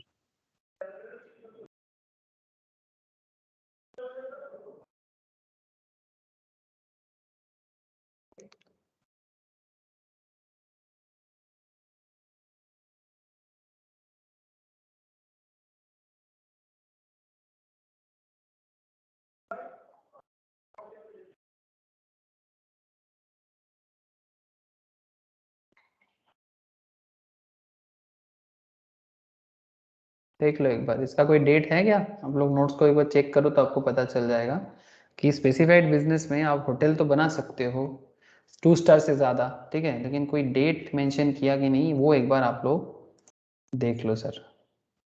यहाँ पर हाउसिंग प्रोजेक्ट है, एक second. Cold chain 1/4/2009, setting up operating warehousing facility for storing agricultural produce 1/4/2009, laying of cross country natural gas on or after 1/4/2007, building operating है, yes मिल गया. ये देखो hotel of 2 star or above category anywhere in India commencing operation on or after 1/4/2010. so अगर आप 2022-23 में अगर आप hotel बनाते हो, ठीक है, तो 2022-23 में अगर आप होटल बनाते हो तो इससे पुराना ऐसा नहीं देखना चाहिए। बिल्डिंग में बना सकता हूँ, मतलब होटल बिजनेस का ये जो रूल आया है बेसिकली ये 1/4/2010 के बाद जो भी होटल आया है उसके लिए एप्लीकेबल होता है 2 स्टार एंड अबव कैटेगरीज में। तो अगर वो स्पेसिफाइड कैटेगरीज में तो 2 स्टार होटल एंड अबव है ही, ठीक है। सो 22-23 से अगर आप ऐसे सोच रहे हो कि 22-23 से मैं अगर 15 साल पीछे जाता हूँ तो 2010 क्रॉस कर जाता है ना सर, 2010 15 साल मतलब 22-23 से Yes, 15 sir. साल पीछे मतलब 2010 से पीछे जा रहा है, मतलब मेरा होटल 2010 से पहले का बना हुआ है, यही बोलना चाहते हो ना सर? Yes sir. सर समझ हम्म। गया सर। इस केस में जो पीछे जा रहा है उसमें डिडक्शन नहीं मिलेगा पर उसका प्रॉफिट तो एडजस्ट कर सकते हैं हम। यस सर, समझ गए ना यस कि ये जो मतलब पुराना होटल है उसका डिडक्शन तो मुझे नहीं मिला, क्लियर है बात? पुराना यस होटल सर। का डिडक्शन तो मुझे नहीं मिला, मतलब पुराना जो होटल है वो मेरा 2010 से पहले का होटल है, मतलब जो मैं आपको समझाने का तब से बात कर रहा हूँ कि 22-23 से अगर आप 2010 से पुराना खेल देखो तो 22-23 से 2010 का डिस्टेंस हो जाता है ऑलमोस्ट 12-13 साल, लेकिन मेरा होटल तो 15 ईयर्स पुराना है। तो 15 ईयर्स पुराना Yes, sir. होटल का तो भी आपको तो डिडक्शन मिल जाना चाहिए था, बट नहीं मिल रहा है बिकॉज हमें डेट स्पेसिफाई कर दिया है कि आप उसी होटल का डिडक्शन ले सकते हो, जैसे कि मादुराई होटल मेरा 2010 के बाद बना हुआ है तो आप उसका डिडक्शन ले सकते हो, लेकिन जो होटल आप 2010 से पहले बनाए हो उसका डिडक्शन नहीं ले सकते। बट जैसे कि शिवम ने अभी बताया, वेरी गुड सर, आप उसका जो वो भी स्पेसिफाइड बिजनेस कैटेगरी में आते हैं लेकिन आप उसका प्रॉफिट को एडजस्ट कर सकते हो, मतलब एक होटल बिजनेस वो भी स्पेसिफाइड में है, दूसरा होटल वो भी स्पेसिफाइड में है, तो आप उसमें एडजस्टमेंट कर सकते हो। अगर स्पेसिफाइड नॉन स्पेसिफाइड होता तो एडजस्टमेंट करना मुश्किल।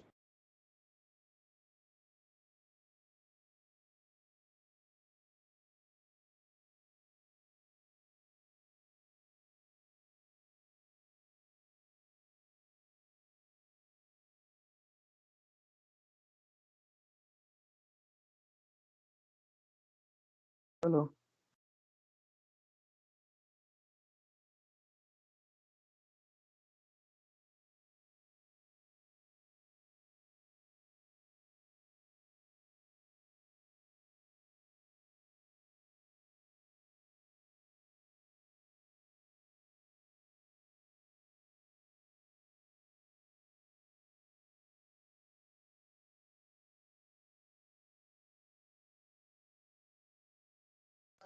हेलो, आवाज आ रहा है क्या मेरा? Yes sir. वो रुक गए थे अरे आप। कहाँ से मेरा बात लास्ट सुने थे आप लोग? सर जहाँ तक आपने बोला स्पेसिफाइड था profit adjustment. Okay, profit adjustment तक समझ गया ना सर आप लोग बात? Yes sir. वो थोड़ा सा नेटवर्क ये इलेक्ट्रिसिटी फ्लक्चुएशन कर रहा है सर, तो नेट जो है ना वो इधर उधर हो गया। ये सबको समझ में आया रे क्वेश्चन? बताओ। अभिषेक বুঝতে পেরেছিস? নীল বলিস একটু Yes, বুঝলি sir. কি বুঝলি না? ওকে, তথা শুভশ্রী, ঋষভ, ঋষভ বুঝছিস? এ ঋষভ, ঋষভ আছিস কি নেই? থাকিস তো আওয়াজ দিস না কেন? মাঝে মাঝে একটু দিবি আওয়াজ।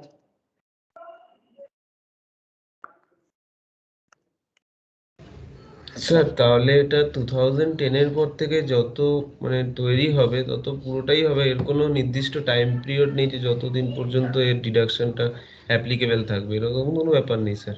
যেমন 5 ইয়ার্স যেমন দেওয়া থাকে ওরকম তো এখানে কোনো ব্যাপার নেই এটার ক্ষেত্রে তাহলে স্যার?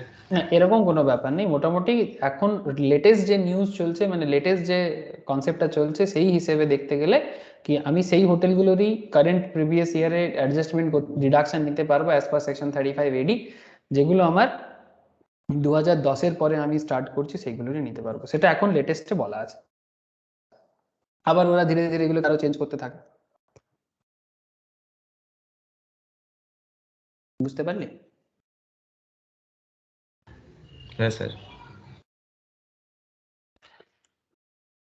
तो এই জন্য डेट गुलो इंपॉर्टेंट থাকে, ठीक है, इसीलिए डेट इंपॉर्टेंट हो जाता है सर।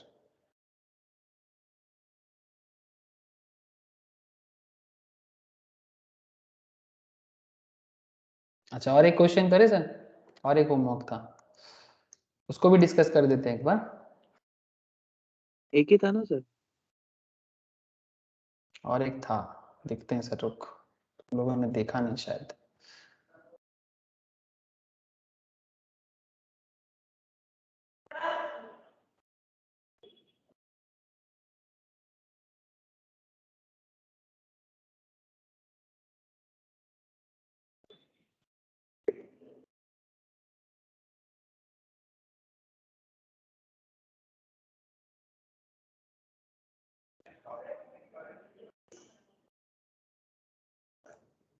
साइंटिफिक रिसर्च, इसके अंदर से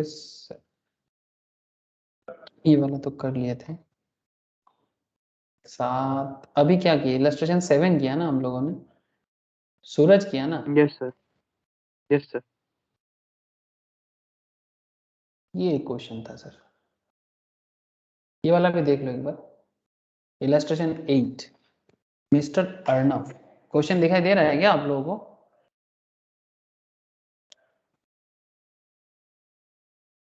बोलो सर एक बार, क्वेश्चन दिखाई दे रहा है? Yes sir, yes sir. Mister Arnav is proprietor having 2 units, इसका 2 यूनिट है, ठीक है। Unit A carries on specified business of setting up and operating warehousing facility. अच्छा मैं एक काम करता हूँ, कैमरा थोड़ा ऑफ कर देता हूँ, क्योंकि मेरे यहाँ पर ना मोबाइल नेटवर्क चल रहा है, तो कैमरा ऑन करने से ऑफ करने से थोड़ा सुविधा रहेगा लग रहा है मुझे। कैमरा ऑफ कर दिया, ठीक है, बिकॉज आप लोग को अभी कैमरा का जरूरत भी नहीं है। अच्छा, Mr. Arnav is a proprietor having 2 units. Unit A carries on specified business of setting up and operating a warehousing facility for storage of sugar, and Unit B carries on non-specified business of operating warehousing facility of storage of edible oil. तो ये तो आप लोगों को मैंने कल भी एक क्वेश्चन में दिखाया था कि शुगर अपने स्पेसिफाइड में आते हैं पर एडिबल ऑयल नहीं आता है। तो अब यहाँ पर सवाल ये करता है sir, unit A commenced operation on 1/4/2020। जो यूनिट ए है ये अपना बिजनेस ऑपरेशन स्टार्ट करता है 1 अप्रैल 2020 को, and it claimed a reduction of rupees 100 lakh incurred on purchase of 2 buildings for rupees 50 lakh each for operating a warehousing facility for storage of sugar under section 35 AD for assessment year 21-22. However, in February 2022, Unit A transferred one of its building to Unit B. 2022 में, फरवरी के 2022 में unit ए मतलब जो specified category का building है उसको unit B that is non specified of category में transfer कर दिया गया। नाउ क्वेश्चन इज दैट, आपको बताया जा रहा है कि tax implication of such transfer in the hands of mister Arnav क्या होगा।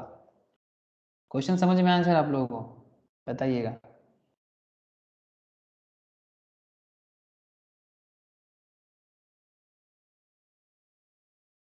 क्वेश्चन समझ में आया सर? मतलब अभी एसेट ट्रांसफर कर रहे हैं आप, ठीक है, यहाँ पर क्या हो जा रहा है सर, एसेट ट्रांसफर हो रहा है, लेकिन एक स्पेसिफाइड बिजनेस के लिए और एक नॉन स्पेसिफाइड बिजनेस के बीच में। अब ये स्पेसिफाइड नॉन स्पेसिफाइड बिजनेस के बीच में जब एसेट ट्रांसफर हो तो उसको कैसे डील करें वो थोड़ा सा देखना पड़ेगा। तो चलो एक काम करते हैं, इसका भी सॉल्यूशंस करते हैं।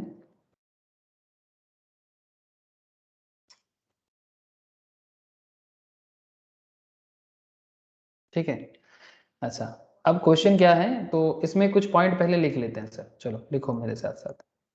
Since the capital asset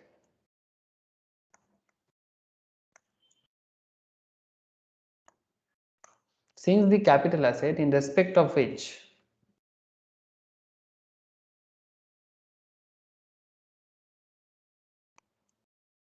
deduction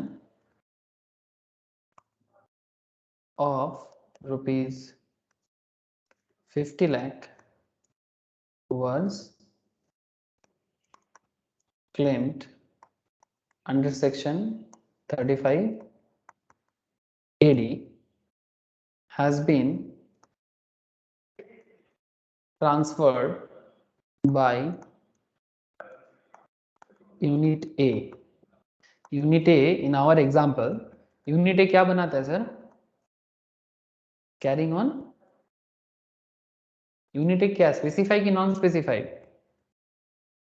unit specified है ना। स्पेसिफाइड बिजनेस, शुगर बनाते हैं, शुगर का वेयर हाउसिंग कर रहा है sir, specified business carrying on, unit A carrying on specified business to unit B, unit B क्या करता है, carrying on non specified business.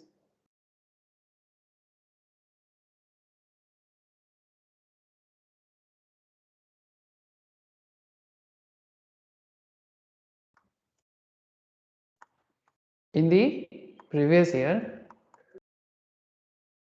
21-22 the deeming provision, लिखो थोड़ा यहाँ पर, मतलब कुछ डीमिंग प्रोविजन भी यहाँ पर आ जाता है। द डीमिंग प्रोविजन, डीम मतलब मान लेते हैं ऐसे प्रोविजन है sir. The dimming provisions of under section 35 AD, इसका सबसेक्शन है 7B। 35 AD subsection 7B is attracted, इसमें एक अट्रैक्शन होगा डीमिंग प्रोविजन, मैं तो बताता हूं अभी आपको क्या होगा। Is attracted during assessment year 22-23। अब ये डीमिंग प्रोविजन क्या अट्रैक्ट होगा वो आप देखो। अच्छा यहां तक लिख लिया तो मुझे बताइएगा।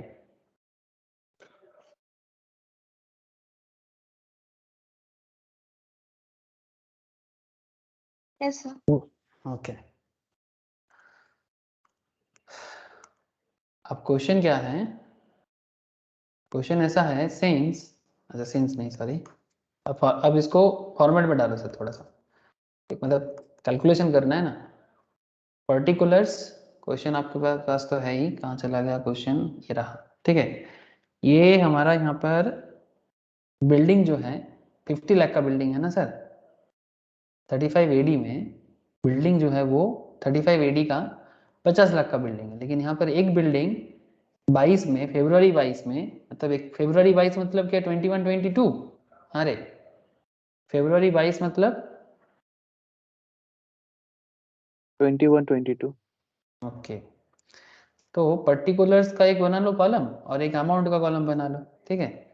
अब पर्टिकुलर्स और रुपीस का एक कॉलम बनाने से क्या सुविधा होगा आपको, deduction allowed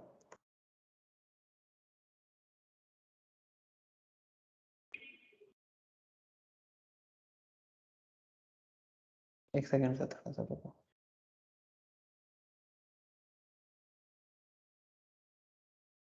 just a second, तो कुछ सॉफ्टवेयर इशू हो रहा है, तो मैं लिख रहा हूँ बट वो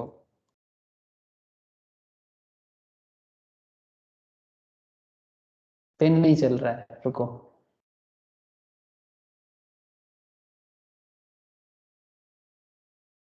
कंट्रोल नहीं हो रहा है पेन, रुको बार बार फ्लक्चुएशन के कारण हो रहा है, ठीक है।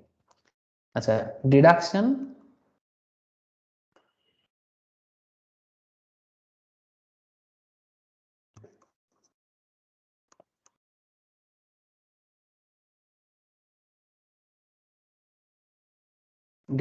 allowed under section 35 AD for assessment year 21-22, assessment year 21-22। अच्छा आपको फिर से मैं एक चीज दिखाता हूँ, अब फिर से एक बार देखो, ये जो बिल्डिंग है ये कब बना रहा है, यूनिट ए कॉमेंस्ड ऑपरेशन ऑन 1/4/2020, ठीक है, and it claim deduction of 100 lakh incurred on purchase of 2 buildings for rupees 50 lakh each for operating warehouse facility for storage of sugar, that is for specified business under section 35 AD for assessment year 21-22। assessment year 21-22 मतलब previous year हो जाएगा 2021। however in February 2022 में unit A transferred one of its building to unit B. खेल ऐसा हुआ है सर। तो deduction allowed under section 35 AD for assessment year 21-22 is 50 lakh sir, ठीक है। मैं समझाता हूँ क्यों 50 लाख, और यहाँ से आपको डेप्रिसिएशन का जो मौका है वो मिल जाएगा। बता सकते हो डेप्रिसिएशन कितना लग जाएगा? 10%। Depreciation section 32 under section 32 for assessment year 21-22 10% of कितने के ऊपर लगाओगे? 10% of 50 lakh sir, very good sir. 50 lakh का 10% करोगे, 50 लाख का 10% हो जाता है 5 लाख, ठीक है। तो 50 लाख से 5 लाख माइनस कर देना तो कितना बचता है आपका? 45 लाख। थोड़ा सा कंफ्यूजन है आपके मन में, आई अंडरस्टैंड, अभी क्लियर हो जाएगा सर। ये जो 45 लाख हुआ है ना सर, यही है deemed income under section 35 AD subsection 7B यही बता रहा सर। मतलब आपको लग रहा था कि 100 लाख होना चाहिए, बट 100 लाख नहीं कर सकते बिकॉज वो ट्रांसफर का कुछ इशू है, और 5 लाख का डिप्रिसिएशन आपको जरूर मिलेगा, तो वो डिप्रिसिएशन आप वहां से डिप्रिसिएशन में माइनस कर सकते हैं, जो आपको पता है कि क्यों 10% हुआ और 50 लाख के ऊपर लगाया गया। तो this is a deemed income, but अभी भी खेल खत्म नहीं हुआ सर, अभी आपको कुछ और बताना है। अब आगे देखो, पैरा चेंज करके, मिस्टर अर्नब, ये किसका खेल है? अर्नब का ना। यहाँ पर जो मिस्टर अर्नब है, मिस्टर अर्नब हाउएवर मेरे बाय, नोट्स में लिखे कि वो पर्टिकुलर वाले में। नहीं पर्टिकुलर में नहीं, ये पैरा चेंज करके बोला ना मैं, ये खत्म हो अच्छा गया। नोट, ठीक है सर। इसके बाद नोट्स, हाँ नोट्स नोट करके, पैरा चेंज करके नोट करके लिखना मिस्टर अर्नब, नोट भी नहीं, जस्ट मतलब फिर से एक पॉइंट बताना है, उसके लिए बता रहा हूँ। Mister Arnab however by virtue of proviso to explanation 13 to section 43 subsection 1 इसके हिसाब से can claim depreciation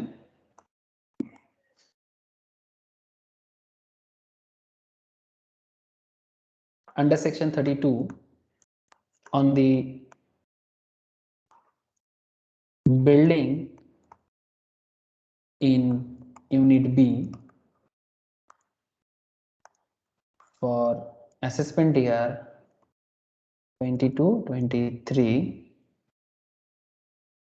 for the purpose of, पहले लिख लो फिर समझा दूंगा सर पूरा फिर से, for the purpose of claiming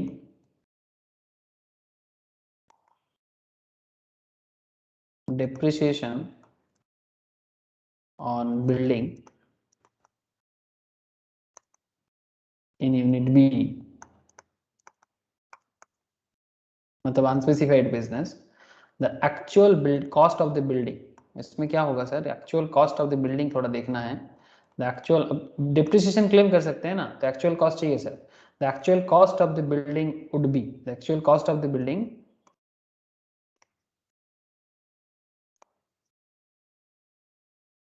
would be, इसके लिए आपको फिर से एक बार पर्टिकुलर बनाना पड़ेगा और एक रुपीस का कॉलम बनाना पड़ेगा। इसमें आप लिख लो sir actual cost to the SSC, मतलब बात है कि जब आप ट्रांसफर करते हो तो आपके लिए यूनिट ए से जब यूनिट बी पे आ रहा है तो कितना कॉस्ट पड़ रहा है, actual cost to the SSC कितना होगा। 50 लाख का बिल्डिंग ट्रांसफर हो रहा है तो actual cost to the SSC कितना मानेंगे, मतलब आपके लिए बिल्डिंग का कॉस्ट कितना मानेंगे सर। वही बिजनेसमैन है, अर्नब भी बिजनेसमैन है, बट उसके लिए वो जो बिल्डिंग ट्रांसफर हो रहा है नेक्स्ट ईयर पे, मतलब एक्चुअली उसी ईयर में ट्रांसफर होगा लेकिन नेक्स्ट ईयर में उसका कैलकुलेशन हो जाएगा। बिल्डिंग का वैल्यू तो 50 लाख ही मानोगे ना, और उसमें आपको डिप्रिसिएशन अलाउ करेगा, depreciation under section 32 for assessment year 21-22 that is 10% of 50 lakh, ये आपको फिर से मिलेगा, तो ये हो जाएगा 5 लाख, तो 50 से 5 लाख चला गया तो आपका फिर से बनता है 45 lakh. What is this 45 lakh sir, ये 45 लाख क्या है, ये 45 लाख है actual cost in the hands of Arnab, mister Arnab, in respect of building in its unit B, in respect of building in unit B, because unit B unspecified business category में आते हैं, तो unit B का जो कॉस्टिंग है वो depreciation वो उसको मिलेगा, बिकॉज 35 AD नहीं मिलेगा ना सर यूनिट बी में, तो 35 AD नहीं मिलेगा तो कोई प्रॉब्लम नहीं, तो डीम्ड इनकम का कैलकुलेशन करना पड़ेगा सर। तो आई होप आपको समझ में आया थोड़ा सा। अभी देखो खेल क्या रहा कि आपने पहले इसका पहले आपने क्या देखा, deduction allowed under section 35 AD कितना है। जो बिल्डिंग आप यूनिट ए पे यूज करते हो उसका तो डिडक्शन आप लोगे ना। अरे जो बिल्डिंग आप एकदम प्योरली यूनिट ए पे यूज कर रहे हो स्पेसिफाइड में, उसका तो डिडक्शन आपको मिलेगा 50 लाख। लेकिन जो यूनिट बी का बिल्डिंग है उसके लिए आपको डिप्रिसिएशन अलाउ करेगा, बिकॉज आप एक एट ए टाइम में आप 35 AD और 32 एक साथ तो क्लेम नहीं कर सकते ना। 35 AD और 32 दोनों एक साथ क्लेम कर सकते हो क्या? No sir.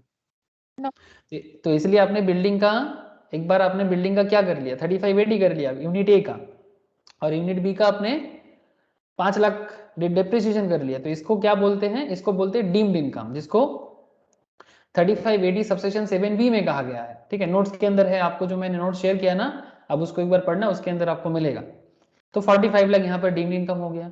लेकिन जब बात आता है मिस्टर अर्नब का, मिस्टर अर्नब की जो यूनिट बी का केस है, by virtue of provision to explanation 13 to section 43 subsection 1 can claim depreciation under section 32 on the building in unit B. Yes, unit B का डेप्रिसिएशन क्लेम करने में कोई प्रॉब्लम नहीं है फॉर असेसमेंट ईयर 22-23 जो previous year 21-22 for the purpose of claiming depreciation on building in unit be the actual cost of the building would be.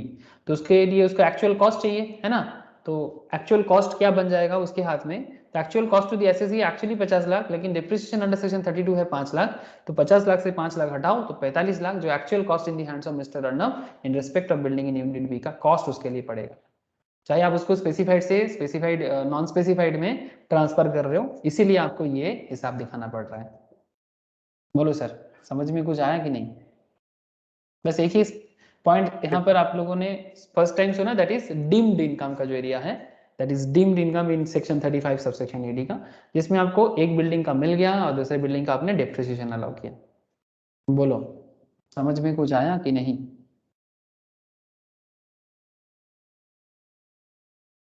Hello sir, थोड़ा सा different question था। Yes, sir. छोटा सा question था लेकिन little bit different था। मतलब यहाँ पर स्पेसिफाइड नॉन स्पेसिफाइड में एसेट ट्रांसफर के बीच में क्वेश्चन था। ठीक है, तो ये क्वेश्चन में आप लोगों को मैंने लास्ट वीक, मतलब सॉरी कल लास्ट वीक नहीं, ये स्टडी दिया था, तो ये आप लोगों को एक बार मैंने बता दिया। अच्छा, और कोई क्वेश्चन है कि नहीं? अच्छा, एक क्वेश्चन यहाँ पर आज आपको मैंने समझाया, पॉइंट समझाया, बट आप लोग घर पे एक बार जरूर ट्राई करोगे। हाँ, ये वाला क्वेश्चन, ये वाला क्वेश्चन ट्राई करोगे सर? इस पॉइंट में मैंने आज आपसे बात किया, तो प्रोविजंस पे बात किया। X Limited contributes 20% of basic salary to the account of each employee under the pension scheme referred to in section 80 CCD. Dearness allowance is 40% of basic salary and it forms part of pay of the employees.